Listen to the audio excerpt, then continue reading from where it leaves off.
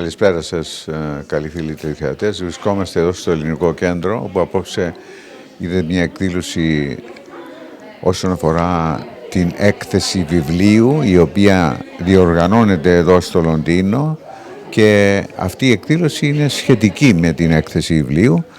Μαζί μου έχω τους εξυπηρετητές, τον κύριο Δρίτσα, ο οποίος είναι ο πρόεδρος των εξυπηρετητών, και την Ευαγγελία Γκιώνη, και θα αποταθώ στον κύριο Δρίτσα. Καλησπέρα κανονικά. Καλησπέρα κύριε Παναγή. Καλώς ήλθατε στο Λονδίνο και πάλι. Καλώς σας βρήκαμε και εσάς και τον Γιώργο. Είναι μια έκθεση βιβλίου, παγκόσμια έκθεση, η οποία διοργανώνεται εδώ στο Λονδίνο και λαμβάνετε μέρος έτσι δυναμικά. Πέστε μου περισσότερα. Είναι μια έκθεση που έχουμε έρθει δεύτερη φορά. Είναι παγκόσμια έκθεση. Συμμετέχουμε μέσα. Έχουμε ήδη πάρα πολλά ραντεβού και πάρα πολλούς που ενδιαφέρονται για τα βιβλία μας. Ήδη από τη Σαουδική Αραβία, από την Ινδία, από την Αμερική, από την Αγγλία λίγους. Αλλά πού θα πάει, θα τους βρούμε. Και τώρα θα γίνει μια παρουσίαση Ελλήνων ποιητών, που έχουμε τη χαρά και την τιμή από το Υπουργείο Πολιτισμού είναι να υποστηρίξουμε αυτή την εκδήλωση.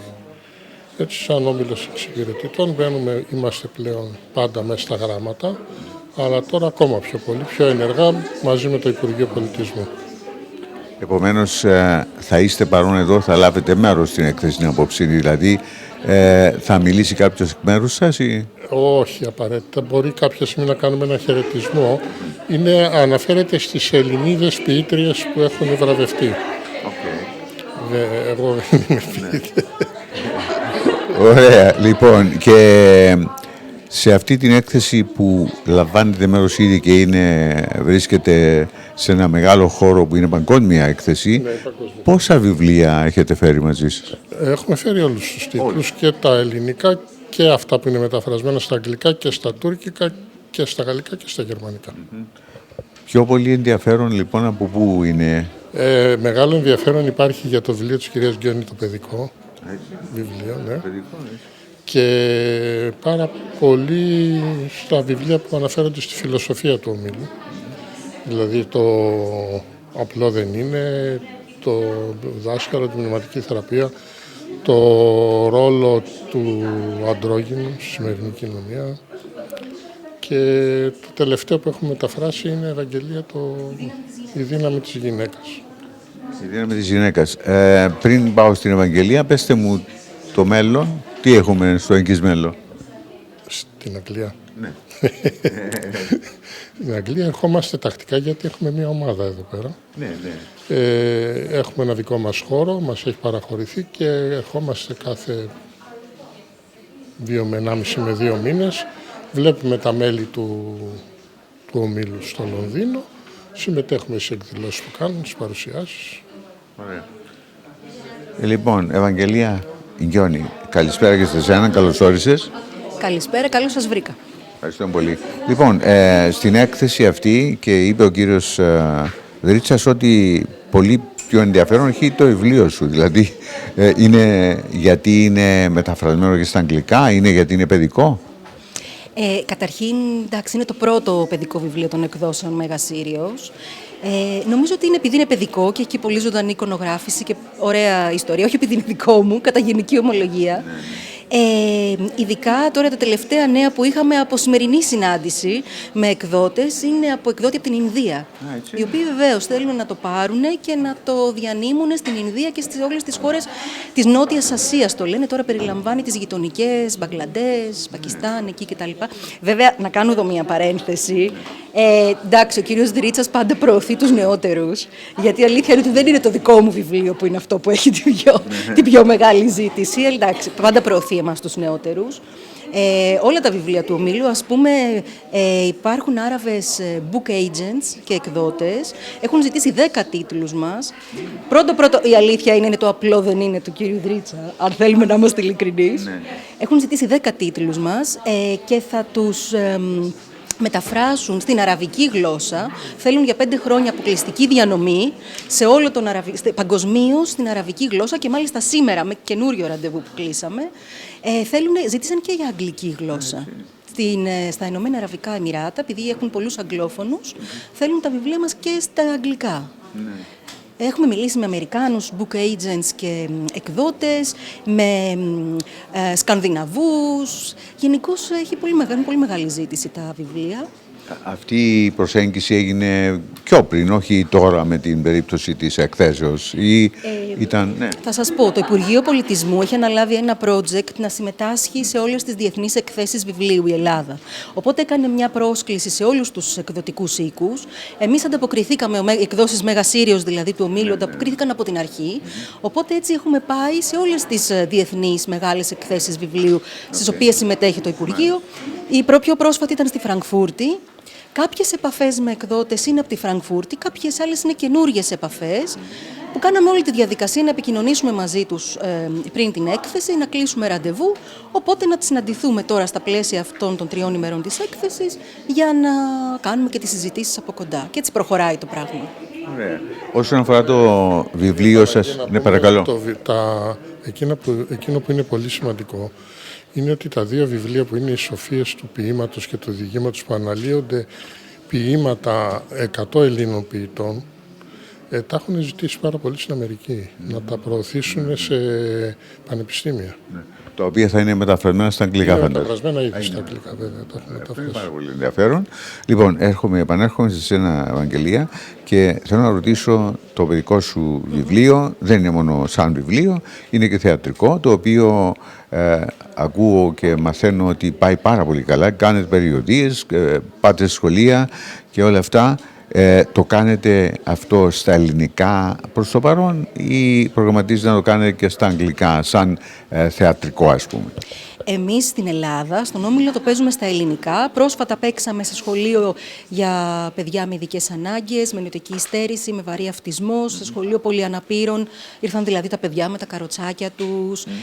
Στην Ελλάδα λοιπόν γίνεται στα ελληνικά, όμως το association μας εδώ στο Λονδίνο το έχει ήδη παίξει στα αγγλικά. Δηλαδή έχει γίνει η αγγλική διασκευή. Έχουμε κάνει τις πρόβες μας, το έχουμε φτιάξει. Έχουν κάνει ήδη 2 παραστάσεις στο association και 1 σε φεστιβάλ που είχατε διοργανώσει εσείς. Πέρσι, ναι. Λοιπόν, υπάρχει μια νέα προοπτική, έχει γίνει κάποια πρόταση για να παρουσιαστεί σε περισσότερες παραστάσεις εδώ στο Λονδίνο? Στο Λονδίνο τώρα το association μας είναι αυτοί που κάνουν τις επαφές για την Αγγλία. Αλλά είναι ανοιχτή, εννοείται σε προσκλήσεις για να παίξουν.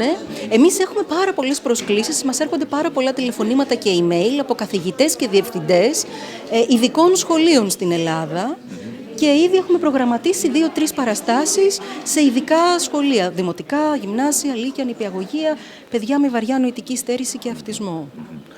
Σαν συγγραφέας, λοιπόν, έχεις κάποιο άλλο σχέδιο στο μυαλό σου, έχεις κάποια ιδέα η οποία θα την υλοποιήσεις σύντομα? Έχω μια ιδέα. Για να δούμε, θα το δούμε όμως, δεν είναι ακόμα, τώρα παίρνει, έτσι διαμορφώνεται, σε σχέση με πώς μπορούν πολύ μικρά στοιχειάκια για το πώς να είμαστε καλά στη ζωή, αυτό δηλαδή που διδάσκει ο Όμιλος, να δοθούν μέσα από το παραμύθι, με απλό τρόπο σε παιδικά βιβλία, για παιδάκια, δηλαδή να αγαπάμε τον εαυτό μας, το σώμα μας, τέτοια στοιχειάκια. Θα είναι θεατρικό και θα παρουσιάζεται υποτύπων, ας πούμε, τέλος πάντων, έτσι, με κάποια αστιάκια για να γελούν τα παιδιά ταυτόχρονα ή πώς? Σίγουρα, χωρίς αστιάκια δεν τραβάει η ζωή.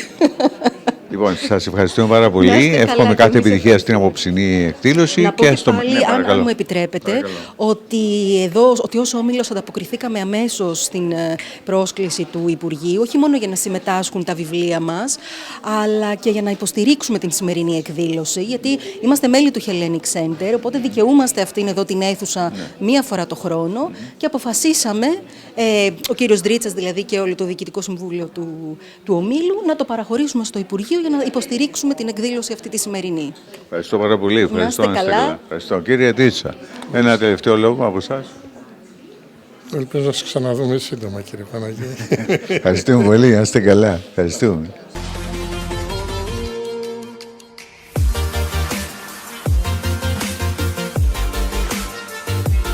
dear friends, dear Secretary General of Contemporary Culture, dear Director of the Hellenic Centre, dear poets, Greeks and British. It is a great pleasure and honor to welcome you here at the Hellenic Centre in London for this first ever event for the participation of Greece at the London Book Fair. We couldn't have this event today if the British Council in Greece couldn't have collaborated with us. So, thank you, Maria Papaioannou, who came from Greece with us. Thank you, the Όμιλος Εξυπηρετητών and Πνευματικών Δικαιωμάτων. Sorry, I don't know how you pronounce this in English. How you tell? Okay, especially the President, Ανδρέας Δρίτσας, and Tassos Karistianos. Thank you for being here with us. Last but not least, thank you, Yota Naku and the Greek Library of London, who assists us at every step of this first trip of the book, of the Greek book at the London Book Fair. I would like to present one by one our poets. First, Φοίβη Γιαννίση, Krystalli Glyniadaki-Greek, Μυρσίνη, Γκανά, Λένα and Άννα, Γρίβα, the Greeks and the British. Sasha Dugdale and Jennifer Wong. They will discuss for their poetry and read their poems after the speech will address the Secretary General of Contemporary Culture, Dr. Ελένη Δουνδουλάκη. Thank you for coming. And after Ελένη Δουνδουλάκη, Naya Yakoumaki, the president, the director of the Hellenic Centre, will address you just a few words, and Maria Papaioannou from the British Council Greece as well. Thank you very much. Mrs. Dundulaki. Ladies and gentlemen, it is a great pleasure to address all of you here today on behalf of the Hellenic Ministry of Culture in the framework of the Greek participation to the London Greek Fair. Tonight's event is dedicated to poetry, where language actually becomes art. So please allow me to continue in my native language, Greek, with the help of Mrs. Revi, that will be interpreting my speech. Κυρίες και κύριοι, είμαι ιδιαίτερα χαρούμενη αφού φέτος η Ελλάδα συμμετέχει για πρώτη φορά στη Διεθνή Έκθεση Βιβλίου του Λονδίνου. Ladies and gentlemen, I'm really pleased that this is the first time this year that Greece participates at the London Book Fair.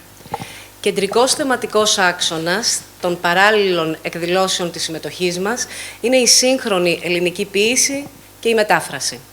The main subject of the parallel events of our participation is contemporary Greek poetry and translation. Στο πλαίσιο αυτό και λίγες μέρες μετά την Παγκόσμια ημέρα της γυναίκας, Ελληνίδες και Βρετανίδες ποιήτριες, δημιουργοί της νεότερης γενιάς, συνομιλούν για την ποιήση. In this context, and a few days after International Women's Day, Greek and British female poets of the new generation are discussing poetry. Είναι αλήθεια πως την τελευταία δεκαετία, τόσο στην ποίηση όσο και στην πεζογραφία, οι γυναικείες φωνές κάνουν ολοένα και περισσότερο αισθητή την παρουσία τους με τον ποιοτικό, ποιητικό και ουσιαστικό τους λόγο. Η γυναικεία γραφή ανθεί, οι γυναίκες δημιουργοί διακρίνονται, βραβεύονται, μεταφράζουν και μεταφράζονται. It is true that in the past decade, both in poetry and literature, female voices made their presence known with their high quality, high aesthetics, poetic and meaningful writing. Female writing is blossoming. Female writers are being recognized. They translate and they get translated. Και επιτρέψτε μου να πω ότι αυτό είναι ένα πολύ μεγάλο κέρδος, αν σκεφτούμε πόσο ωφελείται και πόσο εμπλουτίζεται και η λογοτεχνική παραγωγή, αλλά και το ίδιο το αναγνωστικό βίωμα μέσα από τη ματιά των γυναικών ποιητριών.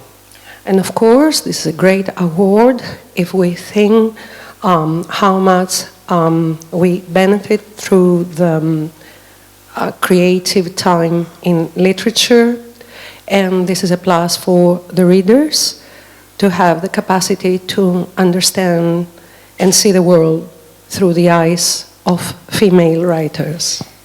Αλλά και πόσο ανανεώνεται η ίδια η ποίηση μέσω από τη γυναικεία σκέψη, τη γυναικεία έμπνευση, την ευαισθησία και την ενσυναίσθηση. And of course, how refreshing this is for poetry itself, because we have a new concept on that derives from the female thinking, the female inspiration, female sensitivity, female awareness. Ποια όμως είναι η μοίρα της ποίησης, κυρίες και κύριοι, αν δεν μπορεί να διευρύνει τα όρια της και να ταξιδέψει σε άλλες γλωσσικές επικράτειες, δηλαδή να μεταφραστεί. Okay. What is the fate of poetry if poetry cannot expand the limits, if poetry cannot travel into other lands of different languages? Η ιδιαίτερη φύση του ποιητικού λόγου καθιστά τη μετάφρασή του μια εξαιρετικά απαιτητική διαδικασία. Η μεταφρασμένη ποίηση, ωστόσο, δημιουργεί ένα νέο πεδίο, στο οποίο συνομιλούν οι γλώσσες μεταξύ τους σε ένα υψηλό επίπεδο και καθώς η γλώσσα εξελίσσεται, τόσο διευρύνεται και ο ίδιος ο πολιτιστικός διάλογος. Poetry has a very special nature, the language of poetry. Therefore, the translation is incredibly difficult because it is a demanding process. But translated poetry is a new landscape, and through that, different languages can communicate on a higher level. And as the language evolves and gets developed, obviously our culture, our civilization, the cultural dialogue gets more expanded and more developed. Στο Υπουργείο Πολιτισμού αναγνωρίζουμε τη σημασία και την ιδιαιτερότητα της τέχνης αυτής και στο πλαίσιο της συνολικής στρατηγικής μας για την εξωστρέφεια της σύγχρονης ελληνικής δημιουργίας και για την προώθηση των ελληνικών γραμμάτων στο εξωτερικό, έχουμε δημιουργήσει το μεταφραστικό πρόγραμμα Greeklit. In the Ministry of Culture, we recognize how important is translation. In this context, our strategy focuses on being extrovert regarding contemporary Greek creativity, regarding the promotion of Greek culture abroad. And that's why we have just adopted the new translating program that's called Greeklit. Μέσω του Greeklit επιχορηγούνται οι μεταφράσεις έργων που έχουν γραφτεί στην ελληνική και επίσης επιχορηγούνται και αποσπάσματα, μεταφράσεις αποσπασμάτων έργων για να χρησιμοποιηθούν για την προσέλκυση ξένων εκδοτών. Through Greeklit, we are funding translations of Greek poetry and literature. And we also fund translations of extracts of literature because they can be used in order to attract publishers.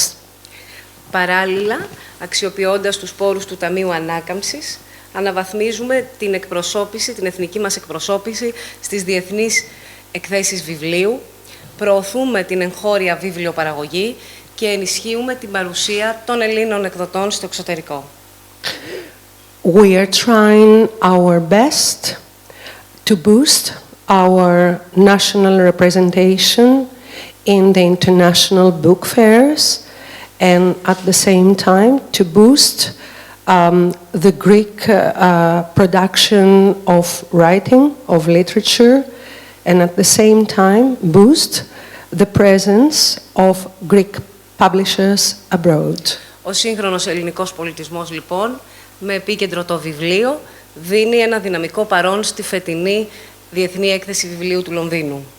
Contemporary Greek culture nowadays focuses in the center of London, in the center of London Book Fair, and has a dynamic presence in this current event. Κυρίες και κύριοι, εκ μέρους της Υπουργού Πολιτισμού, κυρίας Λίνας Μενδώνη, και του Υφυπουργού Πολιτισμού, κυρίου Χρήστου Δήμα, χαιρετίζω τη σημερινή εκδήλωση. Ευχαριστώ την προϊσταμένη της Διεύθυνσης Γραμμάτων, κυρία Sissy Papathanassiou, και όλα τα άξια στελέχη της υπηρεσίας μας και όλους όσους συνέβαλαν στην υλοποίηση της ελληνικής εκπροσώπησης στη Διεθνή Έκθεση του Λονδίνου. Τους ανέφερε πριν από λίγο η κυρία Παπαθανασίου, οπότε δεν θα ήθελα να σας κουράσω αναφέροντάς τους ξανά, αλλά το ευχαριστώ, οι ευχαριστίες είναι θερμές προς όλους σας.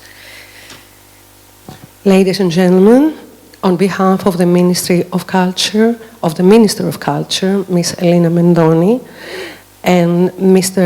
Deputy Minister. And the Deputy Minister. And the Deputy Minister, Mr. Christos Dimas, I address today's event with extra thank yous to the Director of the Department of Literature, Ms. Sissy Papathanassiou, and obviously the whole team of the department that have worked hard to make the Greek representative at the London Book Fair a reality. Κλείνοντας, εύχομαι από καρδιάς στις γυναίκες ποιήτριες έμπνευση, δημιουργική φαντασία και μία ποιητική στάση ζωής. I would like to wish cordially to all the female poets to be always inspired, to be creative, using their imagination and adopt a poetic way of living. Thank you. And concluding, I would like to read some verses from a renowned Greek poet, Kiki Dimula. Βαδίζεις σε μία έρημο. Ακούς ένα πουλί να κελαϊδάει. Όσο κι αν είναι απίθανο να εκκρεμεί ένα πουλί μέσα στην έρημο, ωστόσο εσύ είσαι υποχρεωμένος να του φτιάξεις ένα δέντρο. Αυτό είναι το ποίημα. Σας ευχαριστώ. Thank you.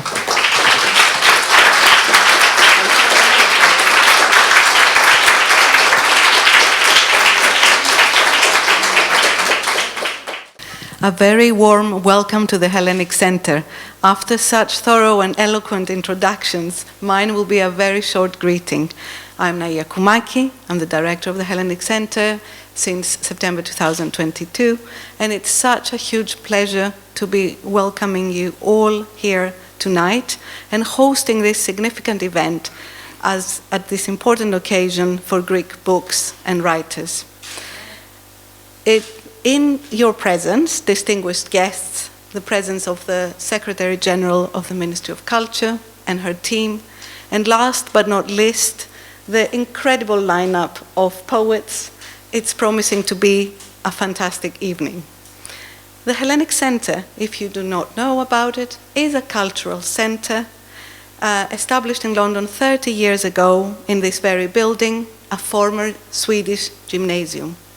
As such, we have large exhibition halls at the back, a library, and 3 floors of other rooms and facilities. We endorse all art forms, from theatre to dance, film, poetry, literature, visual arts, and public program. We have a very rich public program. We're also one of the most important, in a way, educators for Greek language in the UK, with students from 35 nationalities and across the world. And 300 students every term are here, and some of them are here today learning Greek. If you want to know more about us, you can leave your email at the front desk, and you will hopefully be coming again. I would like to thank all of you and the excellent team from the Ministry of Culture. It's such an honor and pleasure to be hosting you tonight. Thank you.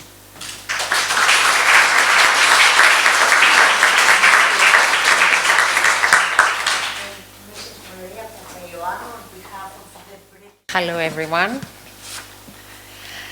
Thank you very much for being here today. And big thanks to the Hellenic Centre for hosting the event.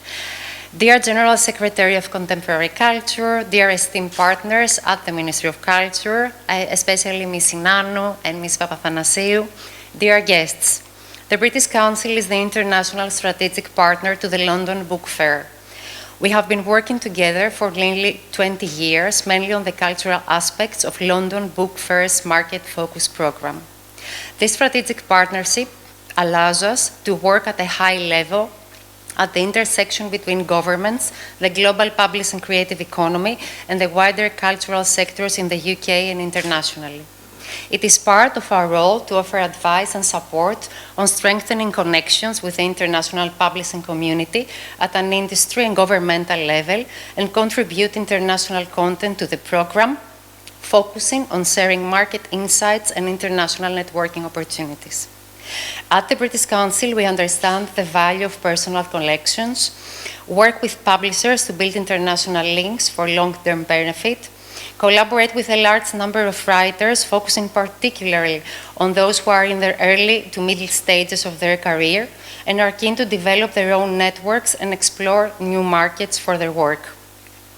In Greece, on the literature side, we have been running for more than 7 years an international creative writing summer school in collaboration with Kingston University and Kingston Writing School, connecting British with Greek writers, engaging the broader UK literature sector, advising on speakers and chair for events in literature, and in recent years we have been focusing on how to promote women in the arts and showcase even more what they do in all the different art forms. Therefore, I'm very happy we are supporting Greece's presence at the London Book Fair this year, and especially this particular event with this amazing lineup of women Greek poets: Foivi Giannisi, Myrσίνη, Γκανά, Krystalli Glyniadaki-Greek, Άννα, Γρίβα, Λένα, bringing them together with our 2 well-respected and acclaimed UK poets, Sasha Dugdale and Jennifer Wong, showcasing powerful female voices, exploring and breaking gender barriers and narratives, and amplifying their presence in the literary international landscape. I hope this new collaboration will create even more positive connections, mutual understanding, but also trust between British and Greek people, and will build the foundation of new and exciting literary programs between Greece and Britain. Thank you all for being here tonight. Big thanks to our poets, especially those ones who accepted our invite at a very short notice. Thank you all for being here tonight, and enjoy the event. We're looking forward to it. Hello to you all. I'm Krystalli Glyniadaki. I'm one of the poets that's going to be reading tonight, but I'm also the winner of the potluck for today's moderator. So I'm going to be introducing our poets, and here's how it's going to happen. Each poetess will come up here after, being introduced by me. They will read their poetry, and we'll go along, all 7 of us, and then we'll hold a discussion each other's poetry with ideas or questions that might have arisen during the reads. So, it is my great, great pleasure, after thanking, of course, the General Secretary for being here and the directors for helping us all with this, it is my great pleasure to introduce our first poet for tonight, Sasha Dugdale, who is a poet and a translator. She's published 5 collections with Carcanet. Her 6th collection, The Strong Box, is published in spring 2024. We're looking forward to that. Her 5th collection, Deformations, was shortlisted for the prestigious T.S. Eliot Prize in 2020 and Derek Walcott Prizes. Joy was a Poetry Book Society choice, and the title poem was awarded the Forward Prize for Best Single Poem of 2016. In 2017, Dugdale was awarded, now you have to help me with this, I never knew how to pronounce this word.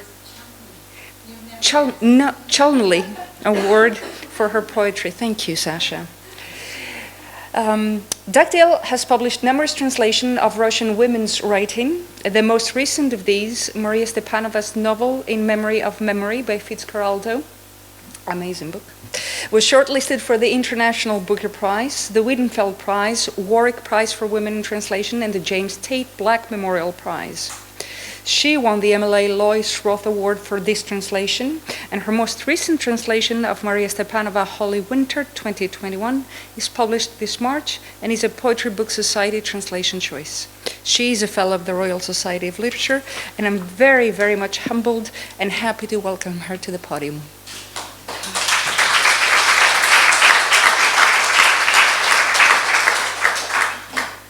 Thank you, Krystalli, for jumping in and moderating.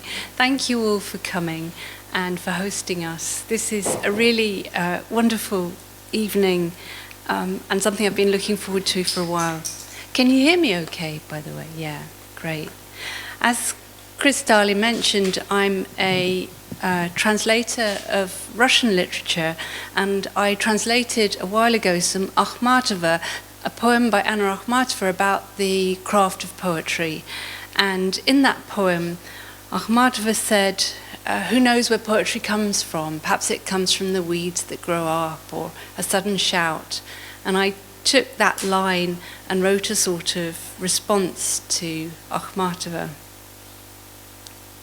Perhaps Akhmatova was right when she wrote, who knows what shit, what tip, what pile of waste brings forth the tender verse, like hogweed, like the fat hen under the fence, like the unbearable present tense. Who knows what ill, what strife, what crude shack of a life, and how it twists sweetly about the broken sill. Pressingness, another word for honeysuckle. But housewives, has poetry ever deepened in the pail? Was it ever found in the sink, under the table? Did it rise in the oven, quietly able to out-howl the hoover? Does it press more than the children's supper, the sudden sleepless wail? Did it ever? It lives, it takes seed, like the most unforgiving weed, grows wilder as the child grows older and spits on dreams. Did I say how it thrives in the ashen family nest, or how I-ams are measured best where it hurts, with the heel of an iron on the reluctant breast of a shirt? I have a new book coming out, as Krystalli mentioned, and I was going to read a poem from it. It's the first time I've read from this book, so I'm really, really nervous about it. I don't even think I've ever spoken these poems aloud. So I was just going to read a small part of this book, which was written a couple of years ago when the war started in Ukraine. And because I'm a translator of Russian literature, it was something that hit me personally very, very hard. And I was doing a lot of work with Ukrainians, translating Ukrainian work. And so I wrote a long poem And I know we're going to come on to talk about this, but it's also based on Homeric myth and stories around the Iliad.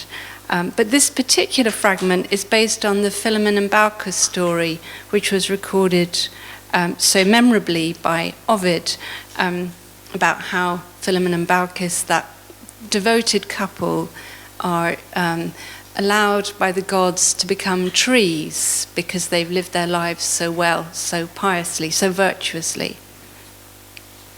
So this is a sort of anti-Philemon and Baucis myth. The beeches are there to calm us. Their roots are polished by weather. 4 sets of protruding knuckles, or clavicles, or smooth knees, as if the end of life had come upon them on a blustery day, and they had simply lifted their hands and knelt down on the bank.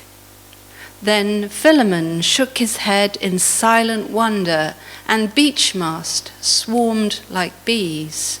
And when Baucis opened her mouth to speak, she roared like a machine in a mill. The truth is, Philemon was trailing behind, dragging a shopping trolley through the mud when Baucis trod on a mine. She begged him for water, and he had none. He stroked her head, her lips. There was nothing to be done, and so he spoke to her all the while in that darkness. He never once ran out of words. And the last poem I'm going to read is from Defamations, and it's called The Fall of the Rebel Angels. And it was a poem that was a commission. I was asked to write about walking. I like walking a lot, and sort of hiking, walking, I mean. And I was asked to write about it, and I found I just couldn't think what to say. And then I saw a statue by Rachel Kneebone, a sculptor who works in ceramics at the Victoria and Albert Museum, of the rebel angels all falling out of heaven. And it gave me the idea for this poem. So I'll finish with this. The fall of the rebel angels. They didn't fall. It wasn't a pillar of arms and legs, a downpour of limbs, a shaft of flesh like a rainstorm dark over the sea. No, they walked. They shouldered packs, laced boots, adjusted straps, in high-spec technical wear, fleeces, gaiters. Fearless, the angels dropped from mountaintop and picked through the debris of rock, hopped over pavements, sundew, grikes, down scarps and slopes, entering the world on the thinnest paths, the GRs from the stars, the trails, the aura of a rope team on a glacier, the scramble, the clumsy jump, the odd angel on a bog, jumping like a man from clump to clump of cotton grass, falling into mud on a seraphic arse, over stiles and gates and shifting slate in dry stone walls built before the world knew how to fall, and bathing in tarns, marvelling at lambs, napping under pines, walking in angelic lines, and when they slept, their up till then unused legs kept walking in their sleep. Their dreams were of rights of way.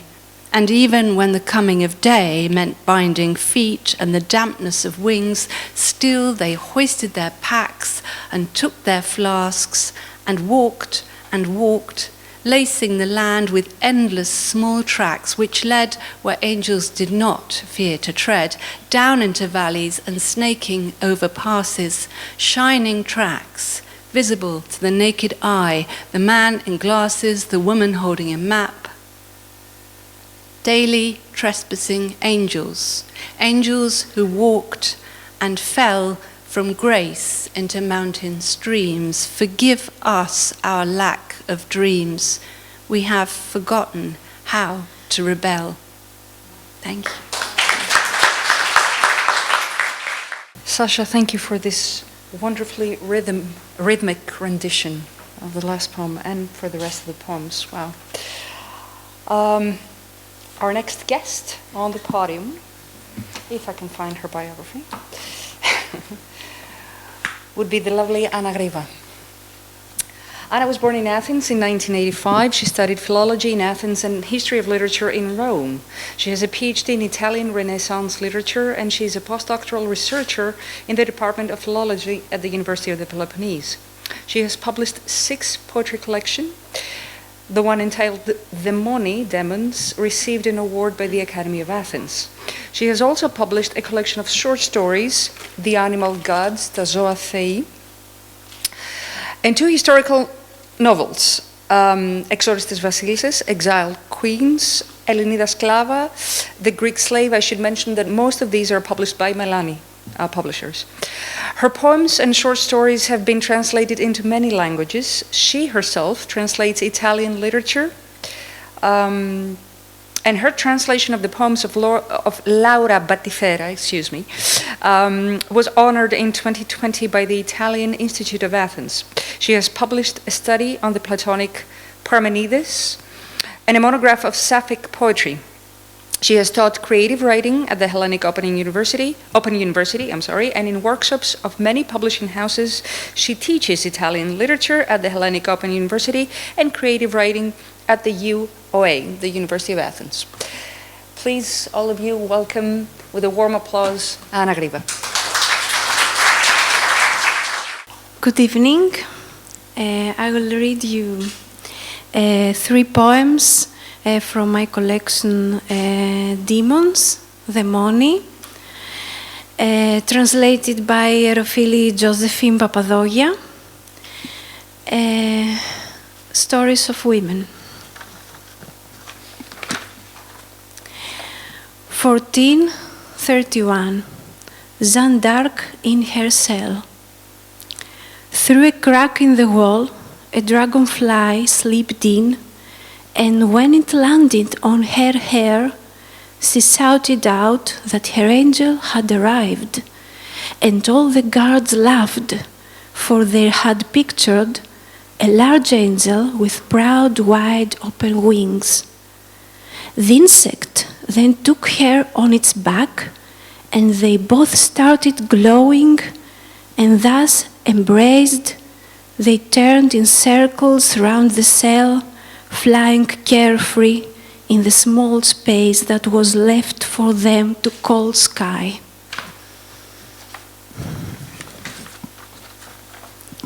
AD 421. Eudoxia's coronation. Everyone found her pensive and believed the din from the crowd was a distraction. But she couldn't hear a thing besides her one thought. Leaving Athens was a mistake. Its academies, the discussions, and the sacred light. It was a mistake. Now where would she find incense made of rich fruits?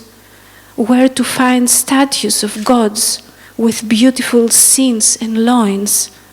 It was a mistake, leaving Athens behind. Now she will stoop below crosses and pray, and she must for no reason ever bare her heels, and thus give away that she is a descendant of Achilles. And the last one.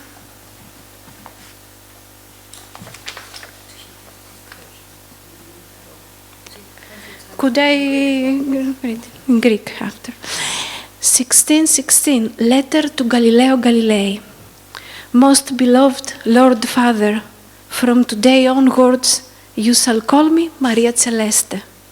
Mother Superior says the name becomes me, for it matches the brightness of my eyes. But you know best. While gazing at the night sky, if you happen upon an unknown star, it will be me. Determine my radius, the eclipses of my moons, my exact rotations while orbiting the sun. Determine my share of brightness. Could I read in Greek? Thank you.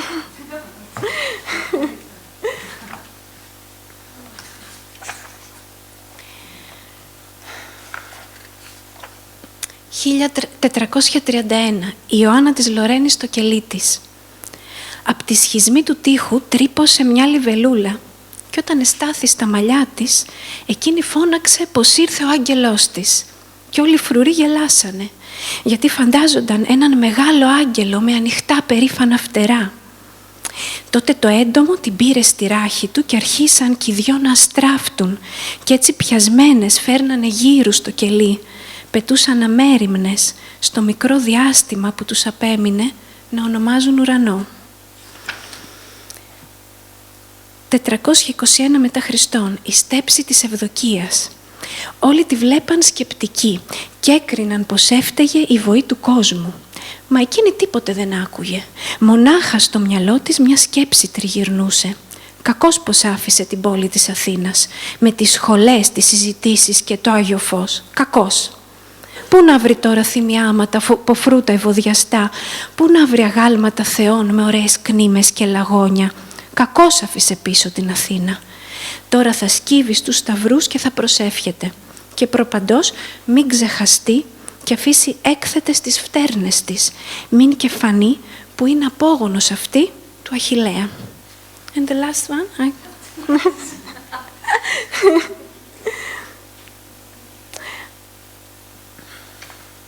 Sorry. I have to find.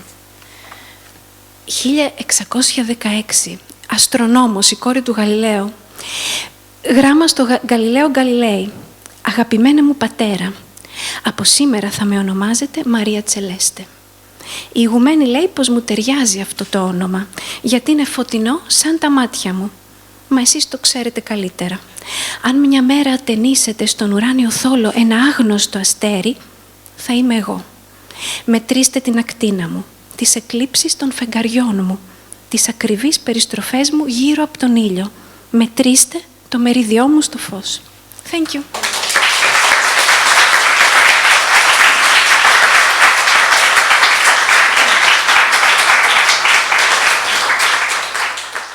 It's interesting to hear the different intonation in the two languages, right? The same poem. Our next speaker will be another Italophile, but also British educated, Lena Kalergi, who is a poet, obviously, a linguist and a translator who lives and works in Athens, Greece. She has published 3 poetry books, Animero, Untamed, Kipistinamo, Gardens on Sand, which won the Maria Polidori Award for New Poets, and Perisevi Anaplio, A Ship to Spare, from which he's going to read to us tonight, which also won the Poets' Circle Award and was shortlisted for the National Poetry Award, as well as 2 volumes of poetry in collaboration with Omada από ποιήση, the poetry team.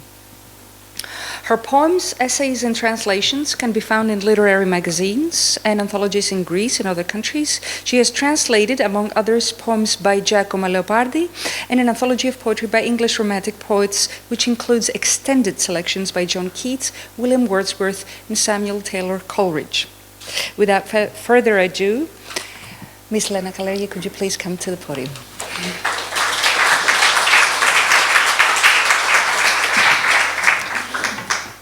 Thank you, Krystalli. I'm very happy to be here, though very nervous. Okay. I'd like to read to you a poem from my latest book. It's always very different for me to write to read the translation. But I'll read it in English first and then in Greek. It's called Identities. In northern countries with round hills and mist rising from the lakes, I was Greek. In faraway continents with canyons and red deserts, I was European. In the dark alleys of big cities, with frightened footsteps and hurried keys, I was a woman. And in this small, wild piece of land, where I first saw the color of water and of delicate insects, I was a cell who could not tell apart flowers from worms and grass, but kept breathing this ancient task on the ground.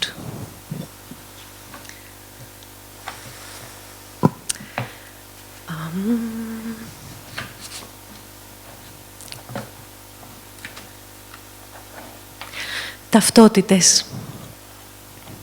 Στις βόρειες χώρες με τα στρογγυλά βουνά και την ομίχλη που ανεβαίνει από τις λίμνες υπήρξα Ελληνίδα.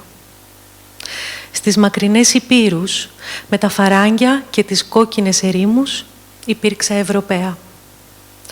Σε σκοτεινά σοκάκια μητροπόλεων με τρομαγμένα βήματα και βιαστικά κλειδιά ήμουν γυναίκα. Και στο μικρό το άγριο κομμάτι γης που είδα το χρώμα του νερού και των λεπτών εντόμων υπήρξα κύτταρο που ούτε κοιτούσε ούτε ξεχώριζε λουλούδια και σκουλίκια και χορτάρι, μα ανέπνεε την αρχαία αποστολή πάνω στο χώμα.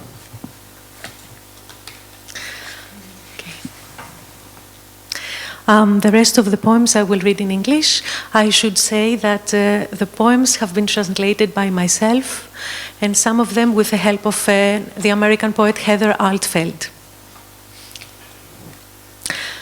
I swear on summer parties in backyards, on dances, on weddings, on festivals, on friends' houses, on my walks with them, on the big screen of this phone, on the body inside mine, on the secrets we share in the night, on the joy of this child running towards me, that I will never forsake desolation.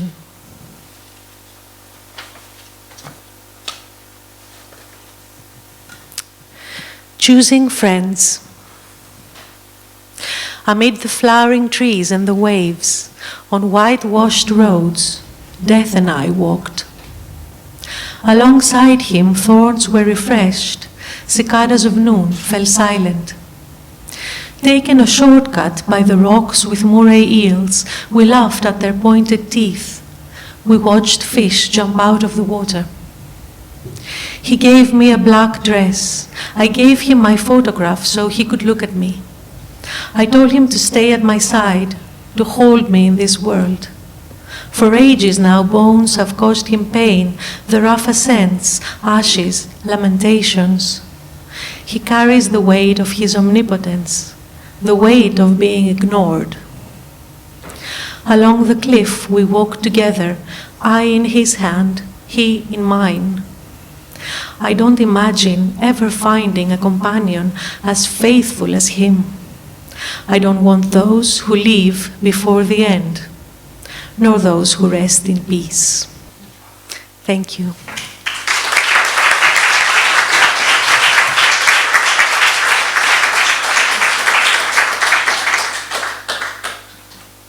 Thank you, Lena.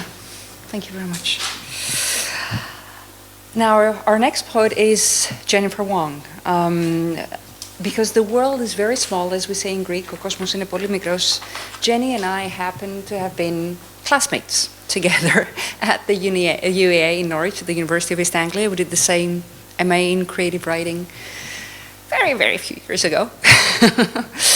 And she was always a very, very competent and wonderful poet, and I'm going to be introducing her with great, great, great joy tonight. So Jenny was born and raised in Hong Kong. She's the author of Letters Home, and her poems and stories have been published in Synetheta, Under the Radar, Poetry London, Magma Poetry, The North, Tapalo Quarterly, Signal House Edition, Voice and Verse, Asian Cha, The Rialto, Wasafiri, and several anthologies. In 2022, she was a visiting fellow of Oxford Torch. She is the author of Identity, Home, and Writing Elsewhere in Contemporary Chinese Diaspora Poetry by Bloomsbury, 2023, and a co-editor of State of Play, Poets of East and Southeast Asian Heritage in Conversation by Outspoken Press, 2023. Together with Jason Enghoon Lee and Tim Tim Chang, she co-edited Where Else, an international Hong Kong poetry anthology by Verve Poetry Press in 2023, and she has guest edited a special issue on Hong Kong literature for the online writing Chinese journal Leeds University. Well, it was published by Leeds University in January 2024. So JW, as I've always called you, could you please come to the podium? Thank you very much.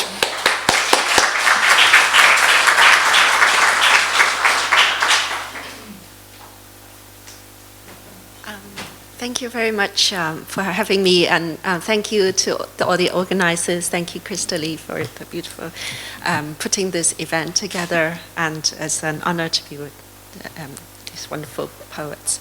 So I'll read a few poems from, especially celebrating women's voices, hopefully. Lost in translation. Metal detectors and security checks at each metro station and banners saying no flammables or chemicals allowed. Here, cars hit no one, make ruthless U-turns. Nothing beats 顺丰快递. The office receptionist phones to say the shoes you ordered have arrived, even if the wrong size. What can't be sold on Taobao? A husband, a baby? No YouTube, just to-do. A hearty northern staple. Everyone is a director for 15 minutes. The so-called internet, a billion fragments of news, pop songs, videos like the Milky Way. Sheep City Evening News wishes you good evening and a good night's sleep. But wait, what? Your phone doesn't have Weixin? And this other poem about my popo, who had bound feet. She passed away a long time ago, but I've always bound feet, like it's very painful and very crushed bones. That's all I remember were the crushed bones that she had, like a toddler-sized foot. Popo, in my mind I'll carry you because you have tiny feet.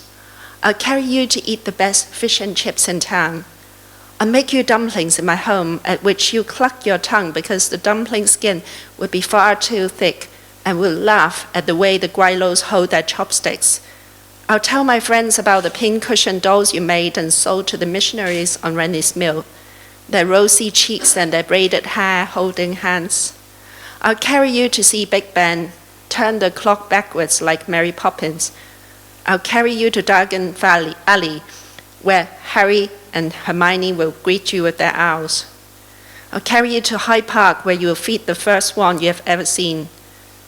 And I'll see your frail body regain strength as we ride in an umber pink, sheepskin soft rickshaw to cross the Thames, feeling triply young, singing Jasmine Flower in the river breeze. I'll finish with this poem, which is about time difference. It was written in the pandemic, and my mother and I were not really speaking. Time difference. Hi, Mum, it's been so long, so long. Where do we even start? When I first came to visit, where did we go for dim sum? I'm missing you all and the crystal jade xiaolongbao, but otherwise I'm fine. We're all doing fine.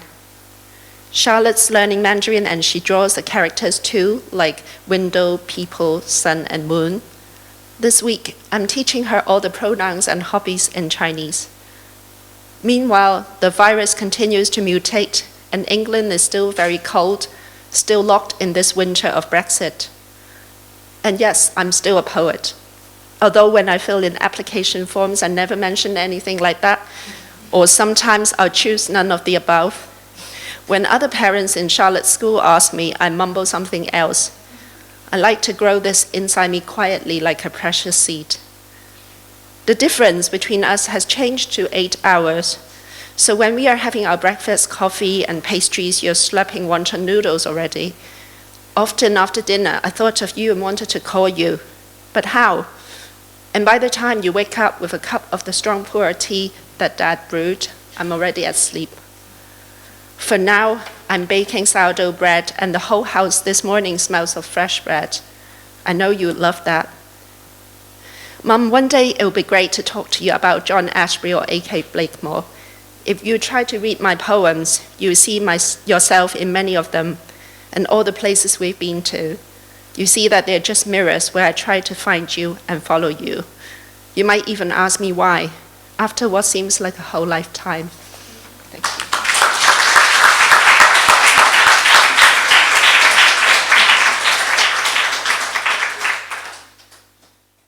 Thank you, Jennifer. I don't think you're the only one who never says you know, who never answers, "Oh, I'm a poet," to the question, "So what do you do?"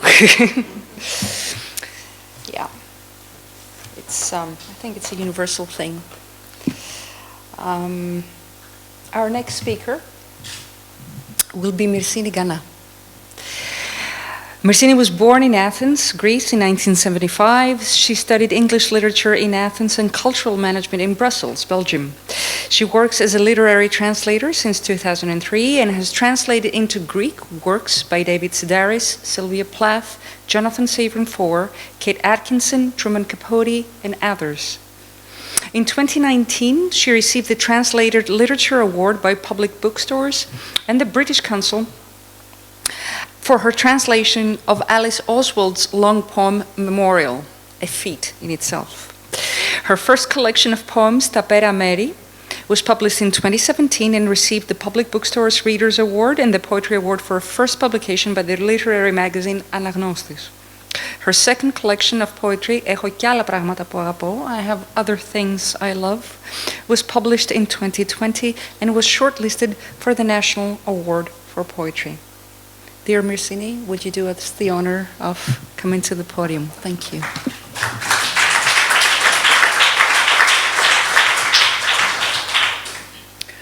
Good evening. Thank you all for being here. I'm a little bit nervous as well to be reading my poets in English because I've never done it. They are mostly translated by me with a little help from my friends. I will read one poem from my first collection, two poems from the second one, and I will read another poem in Greek, one that unfortunately is not translated into English. Yet. So, yet, yes.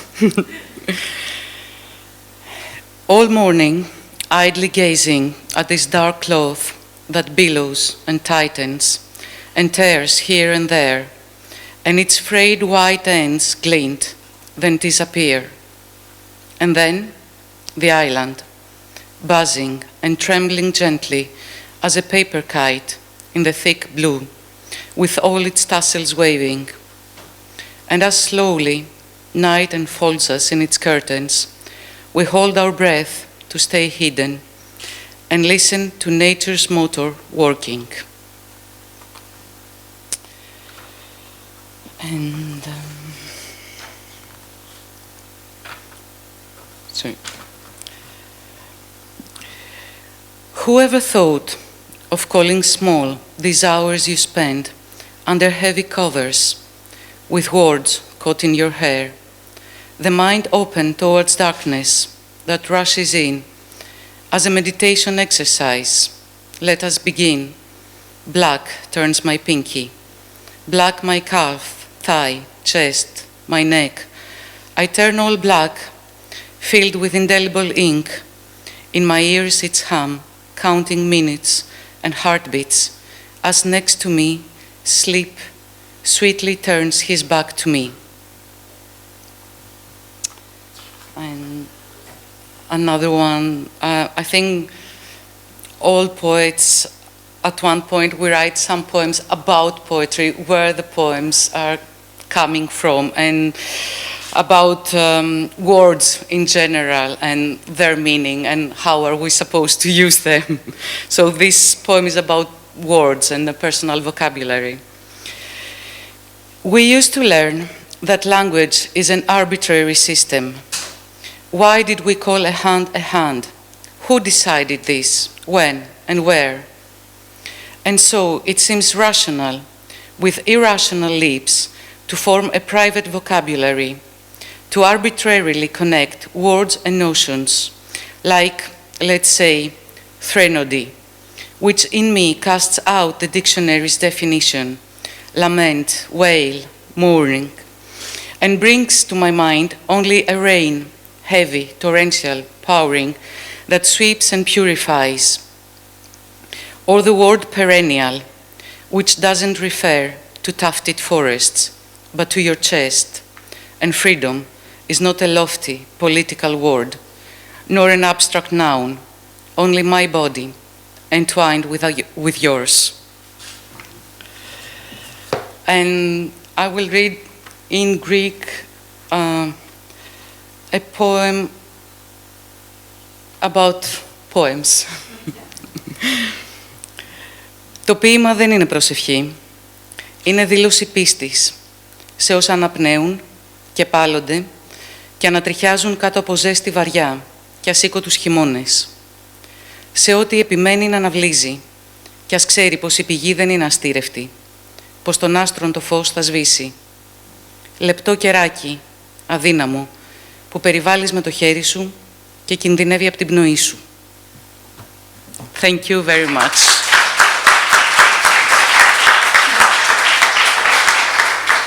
Thank you, Myrσίνη.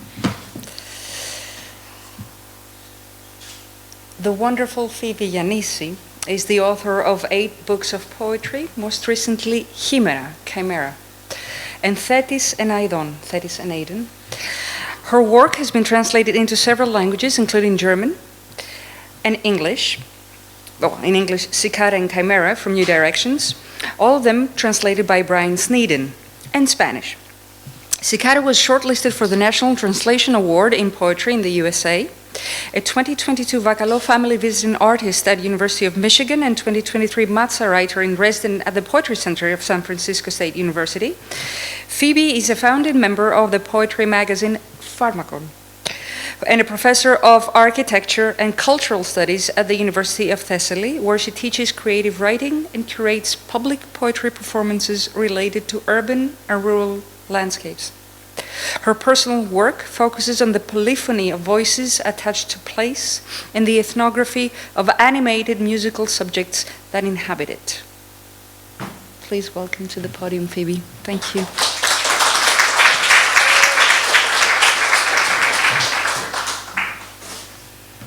Thank you very much.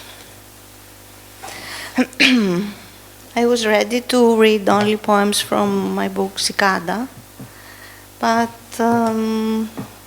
after Sasha read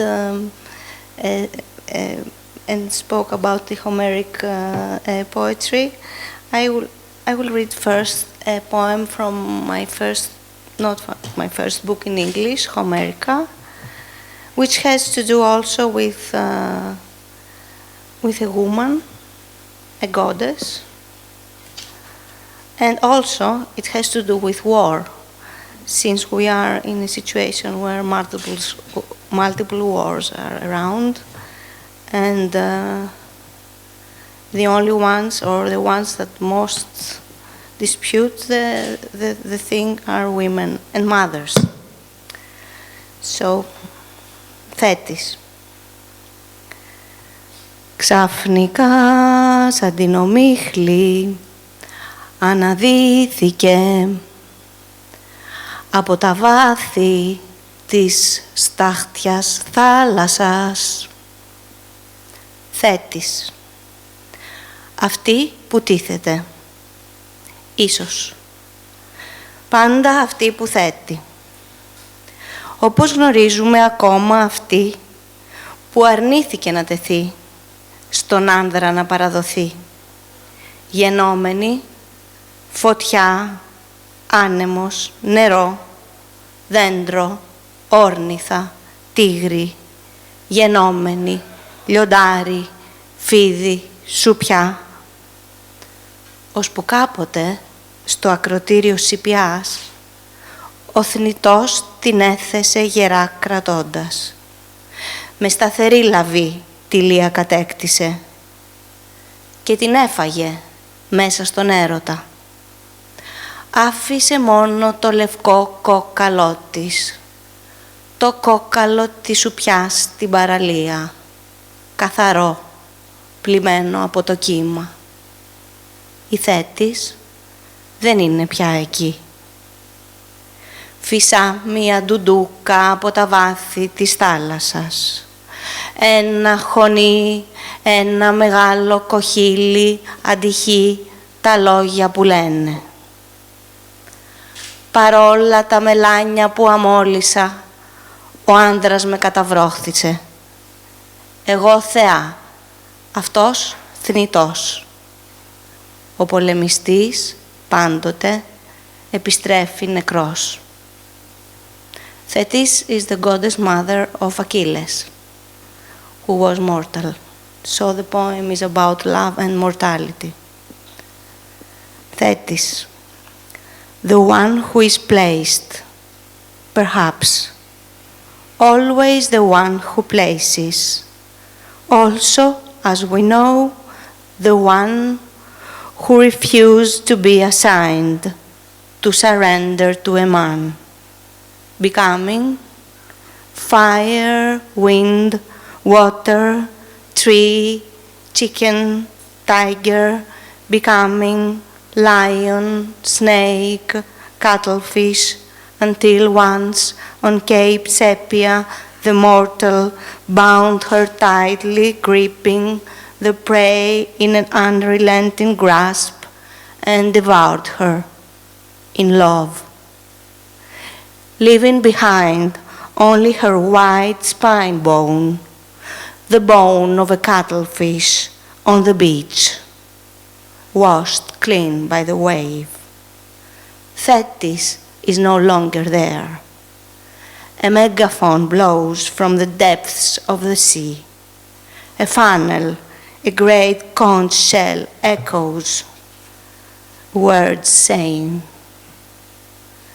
despite all the ink I sprayed, the man devoured me a goddess, and he a mortal. The warrior always returns dead. So all the translations I read is from Brian Sneeden.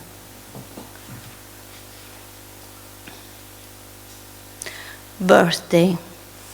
This comes from a book that has to do with cicada, that we listen in Greece in summer the whole time. That means summer. That is a musical insect that sings when it has to be to have sex, and then dies. And before that, it goes under a transformation, a metamorphosis, and that's why I did this book, because of the metamorphosis of the one who has to sing, and because of all the kinds of metamorphoses in life. And one of them is birthday. Do the wings itch as they sprout? When from the exit of the abdomen you first raised your head, and pushing from the pain sprang into the light to cry out, were your eyes open? Did you listen to their words as they held gently your contorted body gathered, legs tucked, and the day warm? A woman giving birth on the floor of her car. Is its growth painful as the first? Doesn't one grow at the same pulse, imperceptibly? Or is it after periods of stasis when motion seizes you suddenly and you grow and are unbearably changed? Do you cast off the old like the flower its petals in the dew that you suck again and again? Inhabited by night's afflictions, do you open your morning eyes slantwise to survey the world? You've gathered the stars, you hold them in your hands, you scatter them onto the earth and the sun, taller than ever, you, the tree. We fit inside your tiny shadow, lighter now, lighter. And can I have a third one? Or small? Okay. If I arrive to open this thing. Okay. It's my first time to use that. Okay, perhaps I don't find it, so we will be okay. I don't know where it is. No. I will find it here.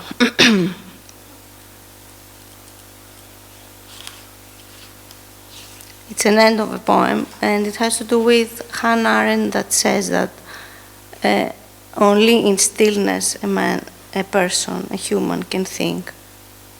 In stillness, Hannah says, only in stillness can a human think. Only in stillness can he accept the word. I think back. I invert, revert, return, going over it again. I reiterate, I invert the earth with the plow, I revolve in spirit, I meditate, consider.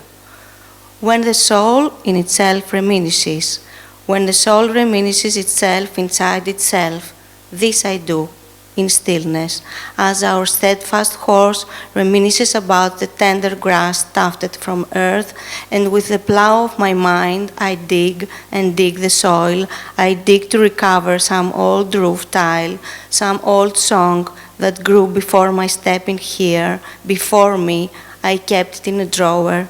When they tried to take it from me, I hid it deeper. When the soul inverts the soil of itself, inside itself, when the soul inverts the soil inside it, rare double root, you inhaled air and light. Thank you.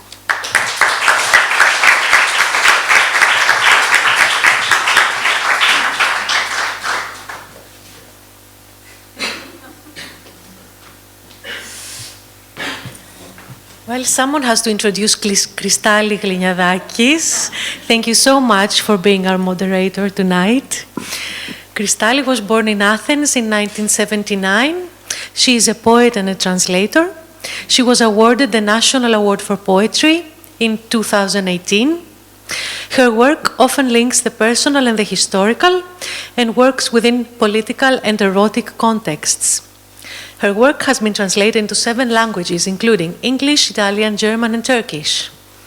She studied a lot of things: philosophy of religion, political theory at the LSE and King's College London, creative writing at the University of East Anglia, and she holds a PhD in Media and Communications from Bournemouth University.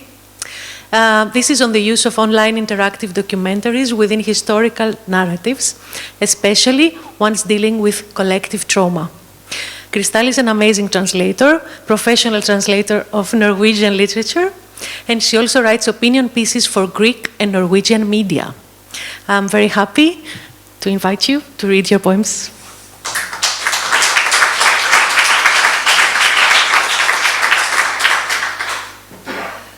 Well, hello again. I will be very quick so we can pass on to, very quick, I don't know, but quick. So we can pass on to the discussion. I'm already full of questions for the rest of the poetesses. But this is, I very often self-translate, so this is self-translated, and this is part of a larger poem called Massive Scale. Which has originally been written in Greek and inquires the role of good and evil in the world. So this is Massive Scale. We know what evil looks like after God, after her demise. A sick little light in a poorly lit back street, like the bells on the ankles of the mortuary attendants in the cities of the plague. Let no man near, but lo, behold, see how windows open timidly to see, inquisitively, what crawls the street. Let in the light, the sinister light, enter with a curtain caress, with a breath-blazing bow, making buildings glow hard, gaping graves on their doorsteps. Evil, after the death of God, looks like senseless dying on a massive scale. Man-eating battles for a new source of meaning, a new source of morals. The measure of it all, the individual. The measure of it all, society. The measure of it all, ideology. The measure of it all, never with measure. We know what evil looks like. Think. Think of what good. Think of what good would look like on a massive scale. April 1944. Two US aircraft leave Foggia to photograph the IG Farben factory in Poland. On approach, the second pilot films unknowingly an industrial complex just beyond the walls. Decades later, someone will look closer and will notice lines of men and women entering the buildings in a row. The Americans had seen Auschwitz without seeing it. July 1916, the Battle of the Somme. 3 million buzz in the trenches, 1 million will turn to compost. Body on body, stacked on soil, they're dumped in tents without cots, without stretchers, 1,000 a day, half torn, mutilated. Mud blooms around them. Young Alexander Gillespie is found marigolds by a flooded trench. He rides home to be sent watercress and flame flower seeds. He cultivates poppies, violets sent to a fellow soldier. The injured rejoice at the blooming tomb outside their tents. Gillespie will die at 26, on the first day of loss, dreaming of a neutral zone overgrown with flowers. From Switzerland to the English Channel, a suture keeping humanity from collapsing unto itself. To his name he has no grave. December 1914. Hans Frank, Governor General of Poland, opens the Brühl Palace on evenings for recitals. He performs on the piano himself, with eyes closed and eyelids trembling and thin, electrified fingers. On certain nights, after the gorgeous melodies are heard, he takes his guests for hunting in the ghetto. He's good at spotting children hunting for food. And if perchance a soldier misses his chance, Frank takes the weapon in his hands and aims with care. All around, it snows, silently. At Nuremberg, he will say, "These were wild, tempestuous times filled with terrible passions. A whole country was on fire in a struggle of life and death." He will be hanged, then burned, then thrown into the river Isar. We know what evil looks like. So think. Think of what good might look like on a massive scale. And a very short poem which was originally written in English, and it's very much London-based, and it's quite recent. You will understand why. Its title is Grenfell, and I thought I should end with this. And I like the fact that Phoebe sang some of her Homeric-themed poetry, because this sort of spoken poetry has always attracted me. So, Grenfell, what with your toothless topmost floor and all those pink and plastic bags lying inside you like small cellophane kidneys, prepackaged bird livers, out the window souls. Your punctured carcass a skeleton, obscenely burned, an animal flesh eaten, standing up, bombed on the cross. As all around life goes on, the tube stops and starts, the birds glide and twist, the houses and the stores and the views are renovated. You standing sickly torso, you standing trunk, you standing between the city's legs, loins of London. Look at me, look at me, look at me. Cadaver stiff, a silence explodes. Thank you.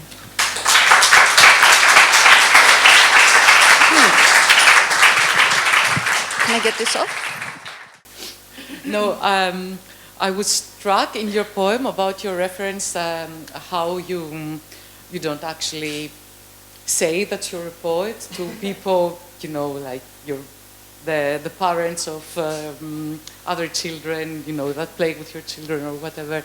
And we were having this discussion like 2 days ago with the other women poets here, how we feel a little bit, I don't know, weird to to identify as poets when someone asks us, "So, what do you do?" And actually, it's a question to everybody here, because we kind of discussed it, and we were like, why do we do that? Why do we feel so awkward about it? I don't know if you, Sasha, feel awkward about it or not. You do? Yeah. Okay.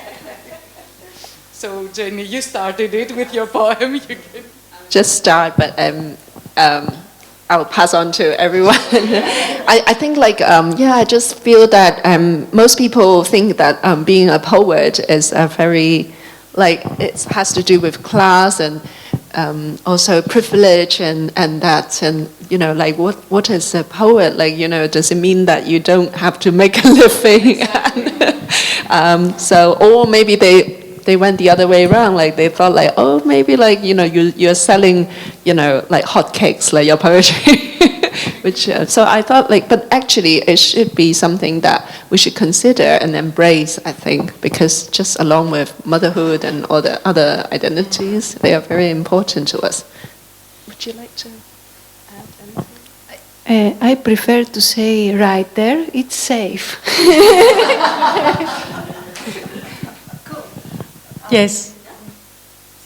Yeah, no, I feel very much the same. I only ever say I'm a translator if I'm asked. I'm a poet undercover.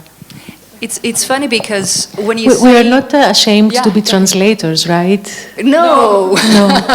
We're not awkward as translators, only as poets. Well, it's funny because in Greek, if someone asks you what do you do and you say είμαι ποιήτρια, you know, they start giggling, in a sense. Like, I don't know why. There's some sort of preconception of what a poet or a poetess should be. Even though we do take poetry very seriously in Greek, as you do in English as well. But obviously it's a universal, not always. Okay, what do you mean? I mean that for several people, poetry is a silly thing. Yeah, but several people are silly anyway. I mean that also I think that what you said before, Jenny, that you cannot make a living out of it is the most important thing. And then you have to have this kind of stature in order to be proud of it. But men take this pride, I think, in a way. And we feel like, what's that we are doing? Let's hide it a little bit as other things that we hide. I think that's something like that. Well, perhaps. I know of one, not personally, of course, but I know of one male poet that's ridiculously rich and has no problem going out and saying, I'm a poet. That's Frederick Seidel, the New York poet. So, yeah, but he can afford to be one in every sense of the way. But yes, poets do not make a living out of their poetry unless they win some sort of an award.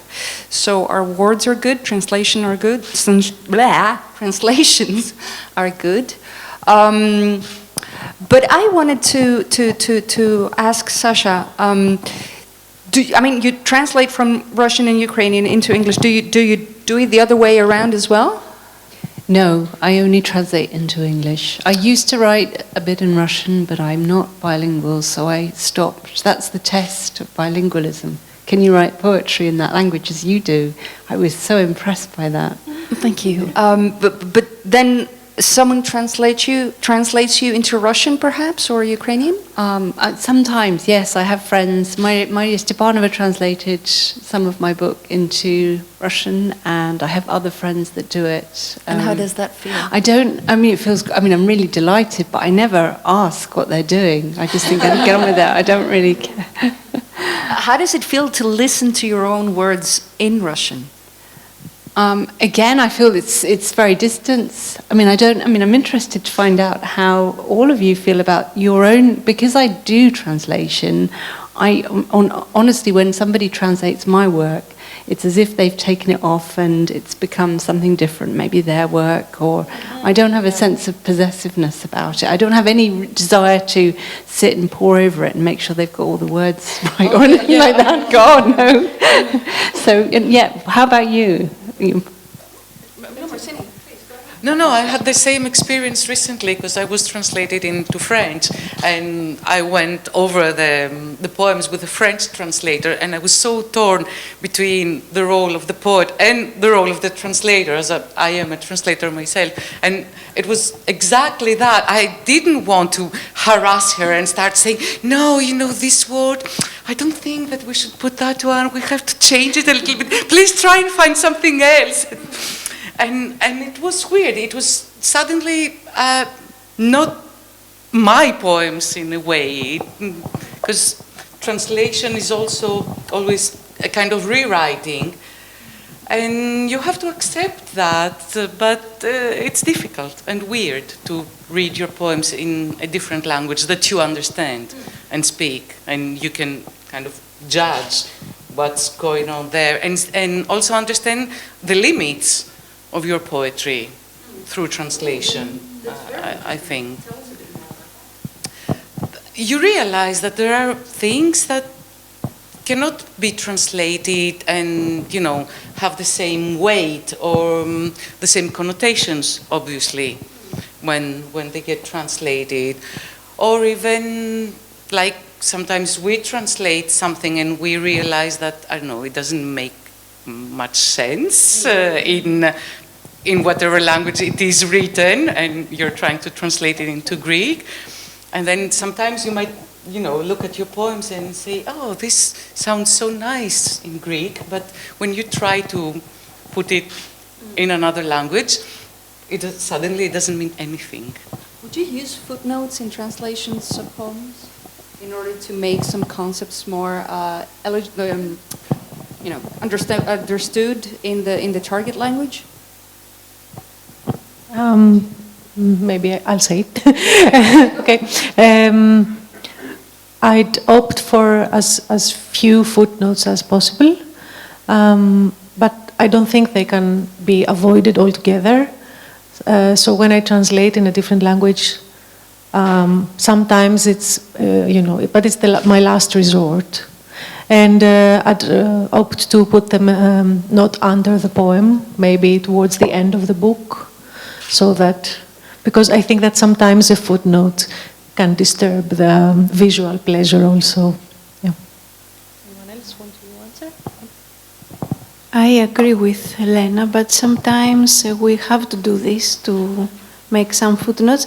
I translate old poetry, very old poetry, so sometimes I have to do it.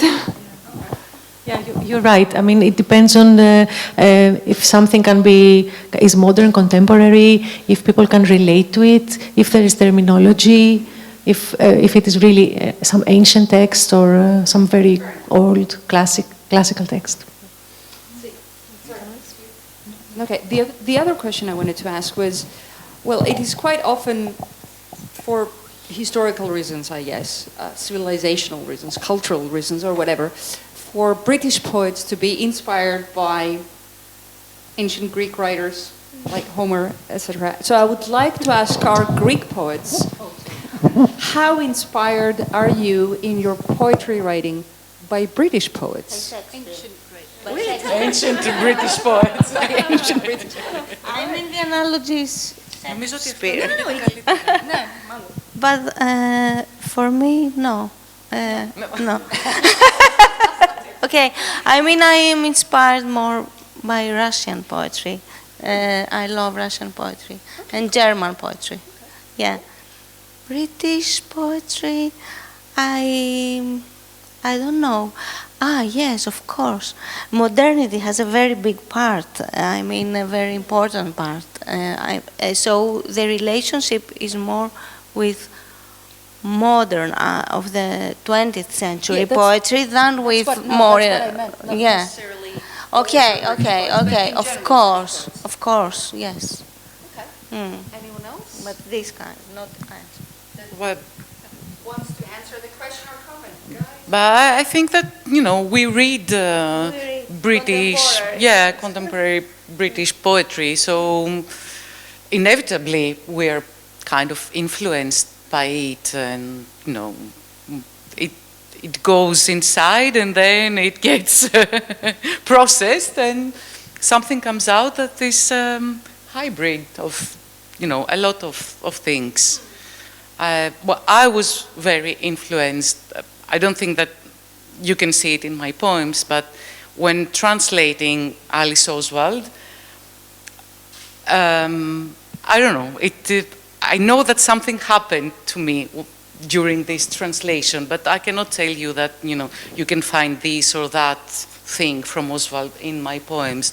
But I don't know, it was a rhythm or something like that that worked on me, and I know that it has, unlocked something in me.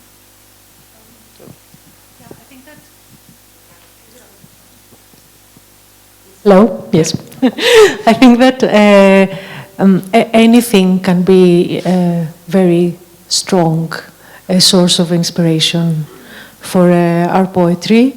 And given that we are all familiar with the English language, first of all, and then some of us have lived in the UK, for example, for many years or studied here, how can we not be influenced by that? Yeah.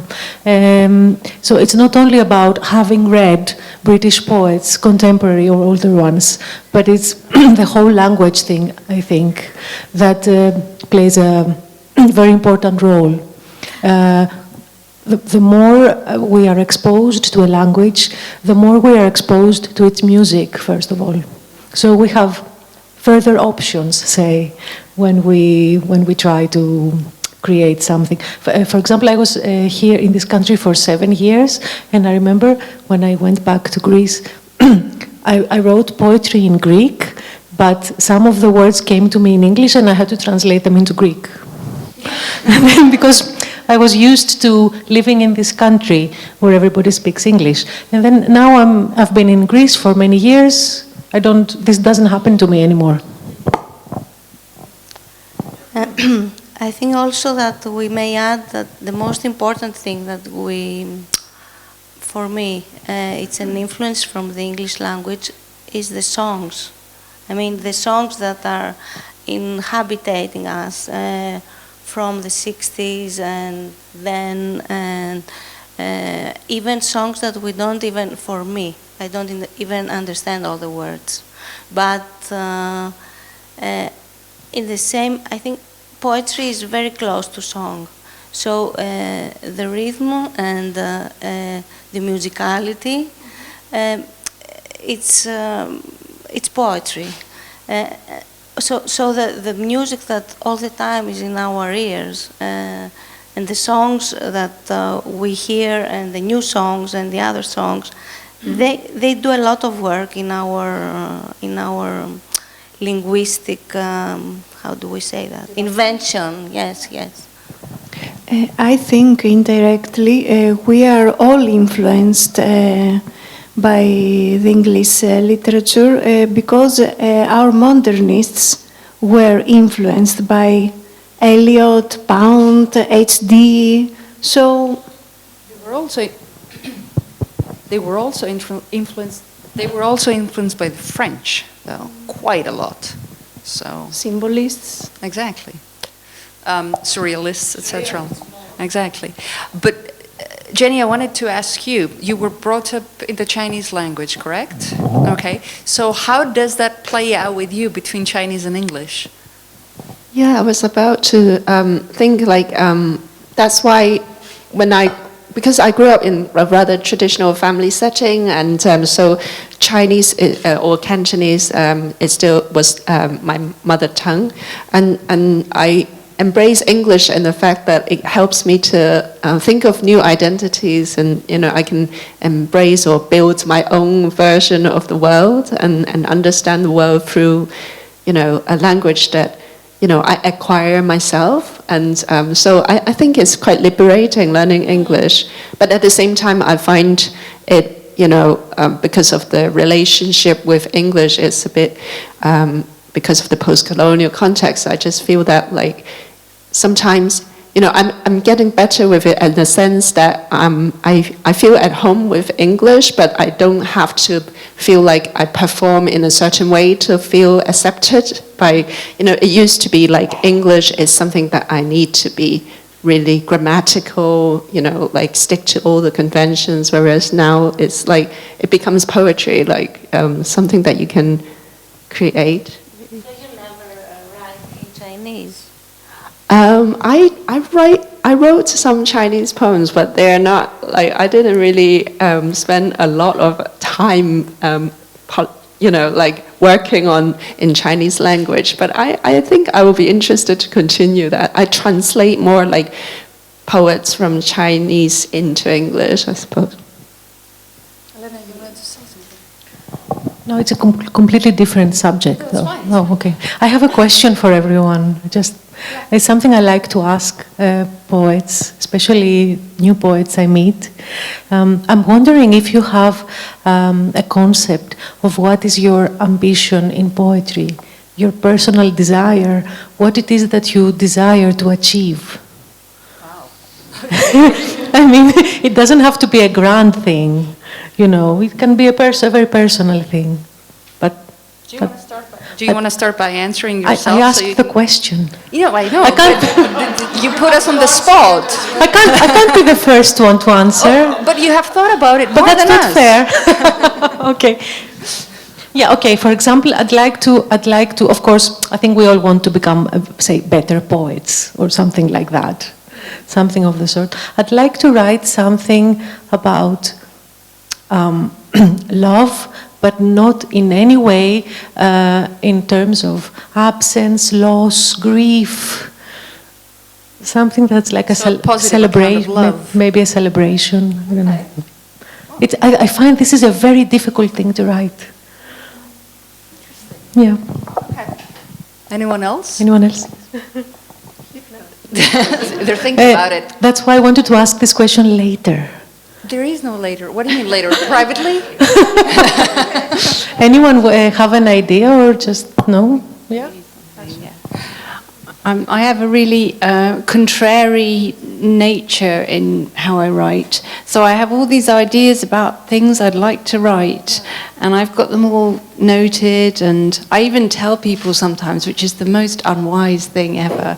And I know I'm going to write, about this, and then I'm going to write about that. And I sit down to write it, and I write something completely different. I had no idea that I wanted to write about, and it's such a surprise to me. And so I've still got this list. It never gets any shorter. In fact, it gets longer as I think of new, wonderful projects that I'm going to engage with. And then I write completely different things. So I think I'm probably never, ever going to fulfill any of my poetic ambitions at all. That's so very realistic. Anyone else have any idea what they want to do in life with poetry? Yeah, okay, I have cool. an idea. No. I feel that the poet is like an explorer. There is a knowledge, and we can follow the science, the art, the philosophy. So we have to discover all the things, the nature, the universe, and we can do only this. We follow this big thing, cosmos. Well, I think that it's beyond that, because it creates, language creates new worlds. So, listening to you guys, I have a newly founded ambition, which I'm going to share with you. Well, I have been thinking about it for a while. You see, it was a good question. Yes, I agree. But I don't know how this is going to happen. But one of the things that happens in the Greek language, in French as well, and in many other languages, not in English and not in Turkish, is that it's a gendered language. And I would like to find a way in poetry to break those gender barriers down. Wow, I hope you do. Well, I hope other people do as well, because I think it will create a whole different weight in the language and a whole different space, liberated space in language, to be able to speak a language in poetry, not every day, but in poetry that will be understood in a genderless way. So that's an ambition. Okay? Yeah. But the question is whether you want to tackle the grammar or to use the syntax in a way that you make indefinite the gender, so you can work in language like that without creating a new language. You understand what I'm saying? I think and I understand. Yeah. I don't know how this is going to happen yet. But yes, but it happens that when you write, for me, for example, it happens that when I write, I try to take out the gender or the person of what I'm writing by alternating the genders and the pronouns, the you and the us, and like that you can go out of this word of gender language in a way, I think. I don't know. That's one way. Yeah. I have been told that we have to end this. So, with no further ado, I would like to thank you all for coming tonight. Please, a warm thank you to applause for our poetesses tonight.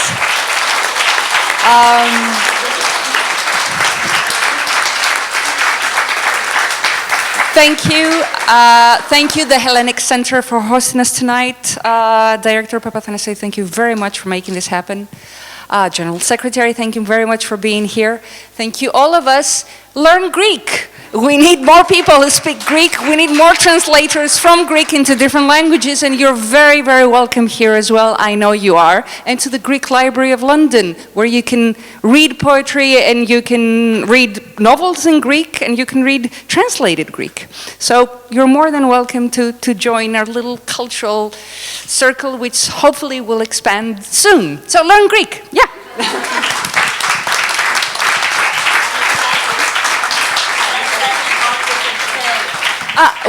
Yeah, please. Ναι, καλησπέρα. Καταρχήν να σας ευχαριστήσουμε πάρα πολύ που ήσασταν μαζί μας. Εγώ είμαι η Γιαννάκου από την Greek Library.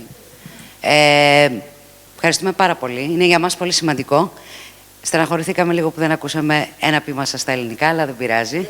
Την επόμενη φορά θα σας περιμένουμε στο Λονδίνο.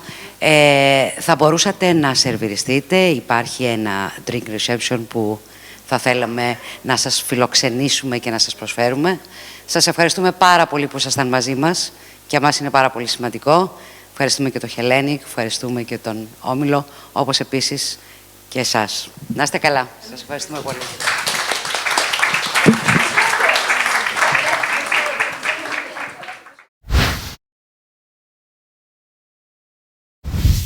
Καλησπέρα σας. Βρισκόμαστε στο Ελληνικό Κέντρο και μαζί μας είναι η Γενική Γραμματέας του Σύγχρονου Πολιτισμού, η κυρία Δουνδουλάκη. Κυρία Δουνδουλάκη, σας ευχαριστούμε πάρα πολύ για όλο αυτό το εξαιρετικό το φεστιβάλ. Πρώτη φορά στο Λονδίνο συμμετέχει η Ελλάδα. Πώς αξιολογείτε τη σημασία της πρώτης συμμετοχής της Ελλάδας στο Διεθνές Φεστιβάλ Βιβλίου στο Λονδίνο?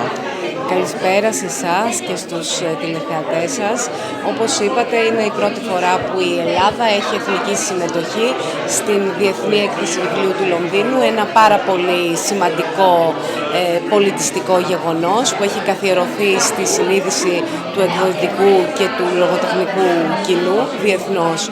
Είναι πολύ σημαντικό αυτό για μας. Είναι στο πλαίσιο μιας ευρύτερης στρατηγικής που έχουμε αναπτύξει στο Υπουργείο Πολιτισμού για την ενίσχυση και την ενδυνάμωση της ελληνικής βιβλιοπαραγωγής και την εξωστρέφεια συνολικά του ελληνικού πολιτισμού. Θέλω να πω ότι όλο αυτό γίνεται με αξιοποίηση των πόρων από το Τομείο Ανάκαμψης και Ανθεκτικότητας σε ένα συγκροτημένο πρόγραμμα που υλοποιείται από τη Διεύθυνση Γραμμάτων του Υπουργείου Πολιτισμού. Και είμαστε εξαιρετικά ευτυχείς που βρισκόμαστε στην έκθεση του Λονδίνου. Και πιστεύω ότι ήδη η Ελλάδα δίνει ένα δυναμικό παρόν με την πρώτη αυτή συμμετοχή της. Και σήμερα πραγματοποιήθηκε η δεύτερη μέρα που και τις δύο μέρες, αύριο είναι η τελευταία, βλέπω ότι υπάρχει μεγάλη επιτυχία, μεγάλη ανταπόκριση. Ποια ήταν η στρατηγική που ακολουθήσετε για την προετοιμασία της πρώτης συμμετοχής της Ελλάδας? θέλαμε να έχουμε όσο το δυνατόν περισσότερους εκδότες που συμμετέχουν στην έκθεση και η αλήθεια είναι ότι είναι πάνω από 40 οι εκδότες και τα πολιτιστικά ιδρύματα που συμμετέχουν με πάνω από 700 εκδόσεις. Αυτό ήταν κάτι πάρα πολύ βασικό για μας, να υπάρξει δηλαδή μια συμμετοχή της ελληνικής βιβλιοπαραγωγής στο περίπτερό μας. Επιπλέον, αποφασίσαμε να δομήσουμε τη συμμετοχή μας γύρω από τους άξονες μετάφραση και ποίηση. Και με την ευκαιρία αυτή βρισκόμαστε και σήμερα στο Ελληνικό Κέντρο του Λονδίνου για μια πολύ ενδιαφέρουσα νομίζω εκδήλωση που πραγματοποιήθηκε για τις γυναίκες ποιήτριες, όπου Ελληνίδες ποιήτριες συνομίλησαν με Βρετανίδες ποιήτριες για θέματα της ποίησης. Είχαμε και πρόσφατα την Παγκόσμια Γιορτή της Γυναίκας, έτσι το συνδυάσετε πάρα πολύ ωραίο, εξαιρετικές όλες οι ποιήτριες. Πώς έγινε η επιλογή των συγκεκριμένων ποιήτριων σήμερα? Η επιλογή αυτή έγινε από την Διεύθυνση Γραμμάτων του Υπουργείου Πολιτισμού, η οποία είναι η καθήλυνα αρμόδια διεύθυνση για όλα αυτά τα θέματα και που σαφώς υλοποιεί και τα κρατικά λογοτεχνικά βραβεία και έχει πάρα πολύ μεγάλη εμπειρία σε όλα αυτά τα ζητήματα. Επίσης να πούμε ότι είχαμε και στενή συνεργασία με το ελληνικό τμήμα του Βρετανικού Συμβουλίου που μας έφερε και σε επαφή και με Βρετανίδες δημιουργούς και με Βρετανούς εκδότες. Όταν φύγετε και επιστρέψετε στην Ελλάδα, έχετε κάτι ιδιαίτερο που θα πάρετε μαζί σας? Ίσως κάποιες σκέψεις για το μέλλον, για βελτίωση ή για να συνεχίσει αυτό το μεγάλο έργο? Το πρώτο είναι ότι θεωρώ ότι ήταν πάρα πολύ σωστή η απόφαση του να συμμετέχει η Ελλάδα στην έκθεση του Λονδίνου. Και από την περιήγηση που είχα την ευκαιρία να κάνω, διαπίστωσα και εγώ τη σημασία της και το μέγεθός της. Και το δεύτερο είναι ότι αξίζει να προσπαθήσουμε ακόμη περισσότερο έτσι ώστε να έρθουμε σε επαφή η ελληνική βιβλιοπαραγωγή, ο ελληνικός εκδοτικός κόσμος, οι Έλληνες λογοτέχνες με τους αντίστοιχους Βρετανούς, αντίστοιχα με την βρετανική βιβλιοπαραγωγή, με τη βρετανική λογοτεχνική δημιουργία, με τη βρετανική αγορά του βιβλίου. Και μία τελευταία ερώτηση, μάλιστα. Πώς βρήκατε αυτή τη συνομιλία, την ανταλλαγή ιδεών σήμερα το βράδυ μεταξύ της ποιήτριας?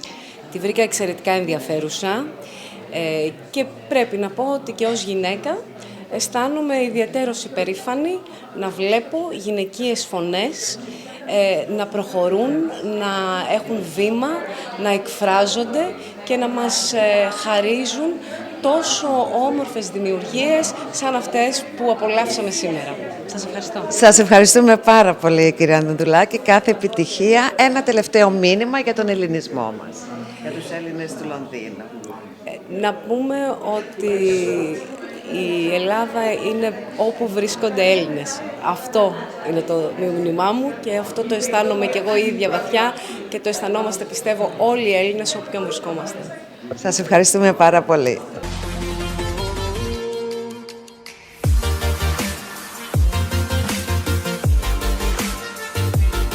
Καλησπέρα σας. Χαίρομαι πάρα πολύ που σας γνωρίζω με αυτές τις μέρες, με αυτή την αφορμή. Μπορείτε να μας συστηθείτε και τον τίτλο σας?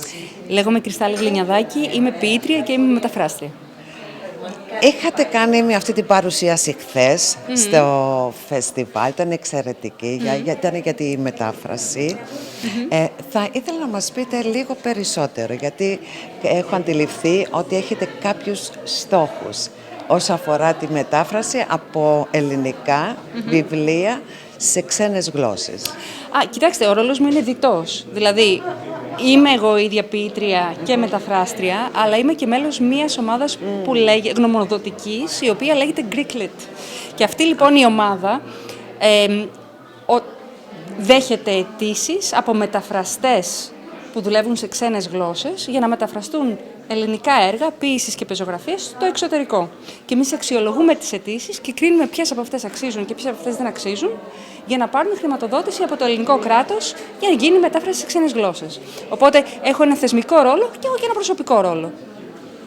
Πώς αισθάνεστε για τη σημερινή βραδιά, που ήταν μια εξαιρετική βραδιά, με τις βραβευμένες ποιήτριες, αυτό που μας παρουσιάσετε, πώς αισθάνεστε εσείς? Κοιτάξτε, ήταν πάρα πολύ ωραία. Τις υπόλοιπες ποιήτριες, τις Ελληνίδες, τα κορίτσια τις ξέρω, είναι και φίλες μου, είμαστε γενικά οι ποιητές στην Ελλάδα, είμαστε αρκετά δεμένοι. Και νομίζω ότι αναπτυσσόμαστε και σαν ποιητές μαζί. Αυτό είναι πάρα πολύ ωραίο. Είμαστε μια πολύ δυνατή γενιά ποιήσης, που καιρό έχει να δει η Ελλάδα τόσο δυνατή. Δεν μιλάω για μένα, μιλάω για τις συμποιήτριές μου, τους συμποιητές μου κτλ. Αλλά είχαμε και την πρόσθετη χαρά να έχουμε την Sasha Dugdale και την Jennifer Wong εδώ στο Hellenic Centre σήμερα. Και μας έδωσε τη δυνατότητα να μιλήσουμε για την ποίηση, πώς αλληλεξαρτάται η ελληνική από την αγγλική και η αγγλική από την ελληνική. Και όταν οι ποιητές μιλάνε μεταξύ τους για τέτοια πράγματα, είναι όπως κάθε επάγγελμα. Τρελαίνονται, τους αρέσει πάρα πολύ, το έχουμε μεράκι. Και νομίζω το ευχαριστήθηκε όμως και το κοινό, έτσι. Θέλω να πω, ήταν ενδιαφέρουσες οι ερωτήσεις, ενδιαφέρουσες οι απαντήσεις. Νομίζω δώσαμε μία ιδέα του πώς μπορεί η ποίηση να μιλήσει για πάρα πολλά πράγματα και να αγγίξει πάρα πολλούς ανθρώπους. Αυτό που είπατε, ότι υπάρχει αυτή η οικειότητα μεταξύ σας, αυτό το έχουμε νιώσει, αλήθεια, και αυτό είναι ένα από τα όμορφα της ποίησης, γιατί το βλέπουμε πάρα πολύ συχνά. Υπάρχει ένας πολύ όμορφος σύνδεσμος μεταξύ και απλότητα. Δεν είναι, αισθανόμαστε ότι είστε ο εαυτός σας. Σας ευχαριστώ. Το παίρνω και προσωπικό κομπλιμέντο. Σας ευχαριστώ πολύ, αλλά νομίζω ότι ισχύει και για τις άλλες ποιήτριες. Ναι. Όταν δουλεύεις με την γλώσσα με ελλειπτικό και διαγώνιο τρόπο, όπως κάνει μια ποιήτρια ή ένας ποιητής, δημιουργείς καινούργια πράγματα. Προσπαθείς δηλαδή να αλλάξεις αυτό που είναι το κανονικό και το καταστημένο, να ξανακάνεις τη γλώσσα καινούρια. Οπότε είμαστε λίγο σαν εργάτες που σηκώνουν τα μανίκια και προσπαθούμε να φτιάξουμε κάτι καινούριο. Και είναι δύσκολο αυτό, οπότε καταλαβαίνουμε και αναγνωρίζουμε αυτή τη δυσκολία η μία στην άλλη ή ο ένας στον άλλον και όλοι μεταξύ μας. Και γι' αυτό νομίζω ότι αλληλοϊποστηριζόμαστε. Και μέσα από αυτό υποστηρίζουμε και την ελληνική γλώσσα. Πάρα πολύ ωραία. Και τέλος, τι θα θέλατε να δείτε διαφορετικό στην ποίηση? Μου κάνετε πολύ ενδιαφέρουσα ερώτηση. Τι θα ήθελα να δω διαφορετικό στην ποίηση? Νομίζω ότι η ποίηση που γράφεται αυτή τη στιγμή στην Ελλάδα είναι εξαιρετική. Θα ήθελα να δω έναν από τους ποιητές μας να κερδίσει τον Νόμπελ Λογοτεχνίας. Αυτό θα ήθελα. Εξαιρετική απάντησή σας. Το ευχόμαστε σε όλους τους ποιητές και σας ευχαριστούμε για αυτό. Ναι. Να είστε καλά. Και εγώ, ευχαριστούμε. να είστε καλά. Ευχαριστώ. Γεια σας. Μάλιστα. Καλησπέρα σας. Καλησπέρα σας.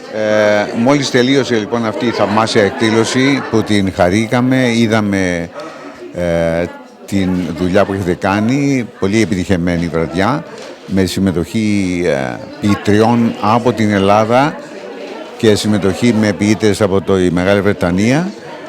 Πέστε μου λίγα λόγια, επί τη ευκαιρία λοιπόν της έκθεσης παγκόσμιου βιβλίου γίνεται αυτή η εκδήλωση. Πέστε μου λίγα λόγια καταρχήν για τον εαυτό σας, ποιος είναι ο ρόλος σας και το όνομά σας, για να γνωρίσουν οι τηλεθεατές μας και μετά να μου πείτε και λίγα λόγια για την απόψινή εκδήλωση. Είμαι η Sissy Papathanassiou, είμαι η Διευθύντρια Γραμμάτων του Υπουργείου Πολιτισμού. Τι σημαίνει αυτό?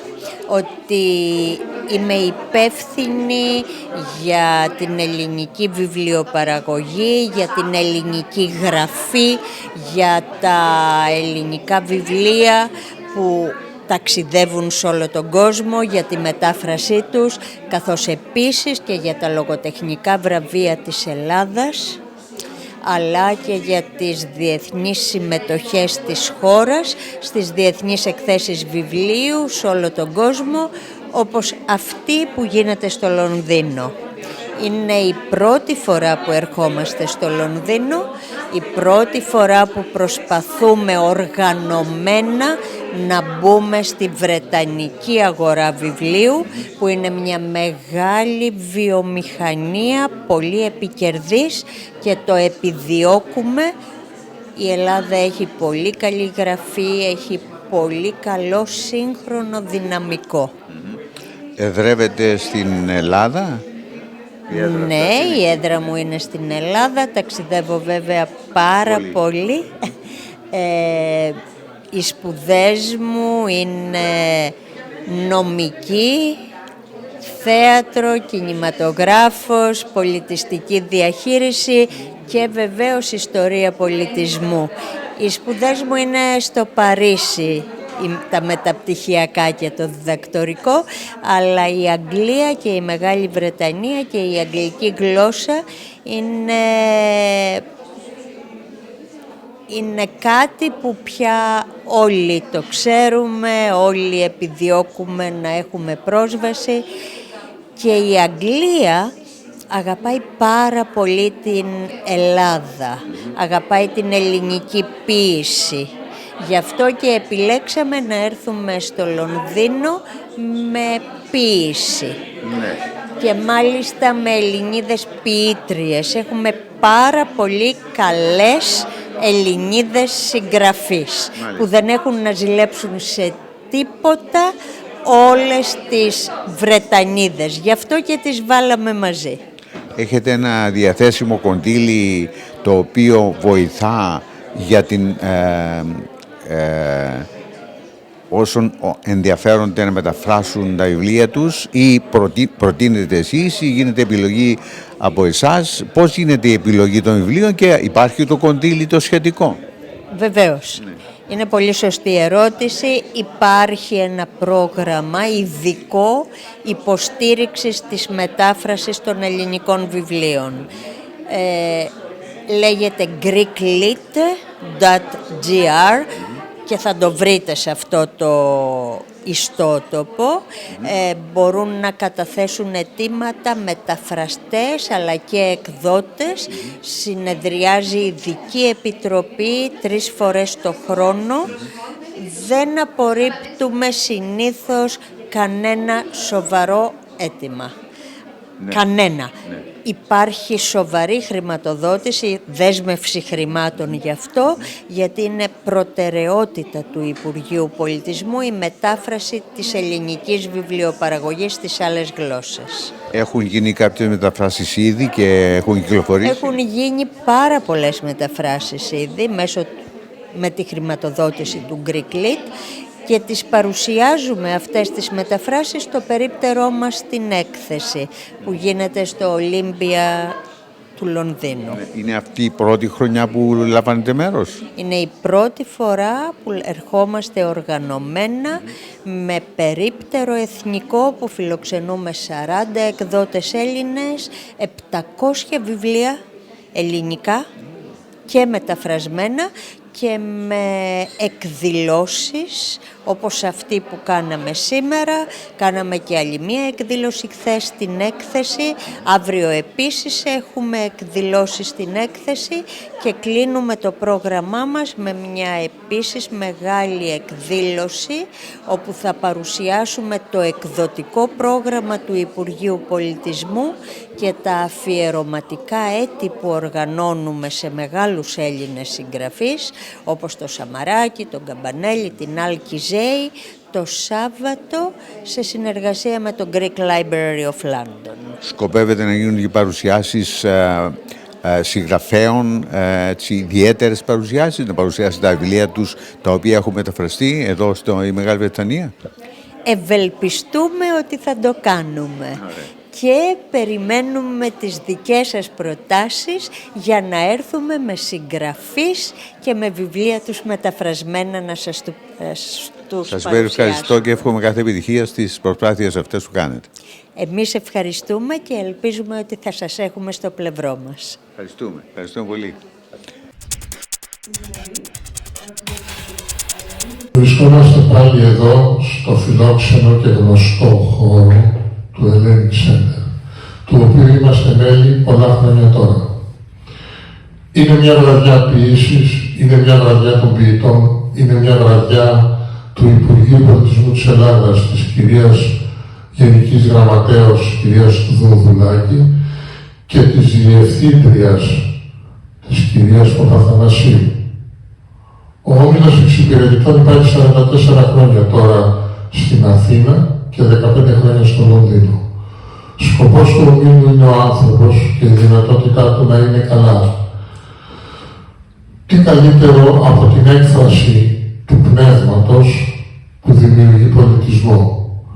Είμαστε χαρούμενοι που βοηθήσαμε υποστηρίζοντας αυτή την όμορφη εκδήλωση και την προσπάθεια του Υπουργείου να προωθήσει τον ελληνικό πολιτισμό.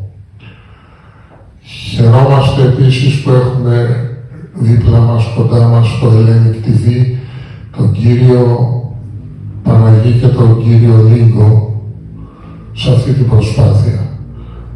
Κλείνοντας, θα πω αυτό που λέω πάντα στα μέλη του Ομίλου, γιατί ξέρετε στον Όμιλο μιλάμε πολύ για ποιήση, ότι η ποιήση είναι αγάπη, η ποιήση είναι ανάσα, η ποιήση είναι ζωή. Σας ευχαριστούμε που μας βοηθάτε να αναπνεύσουμε, σας ευχαριστούμε που μας βοηθάτε να ζήσουμε.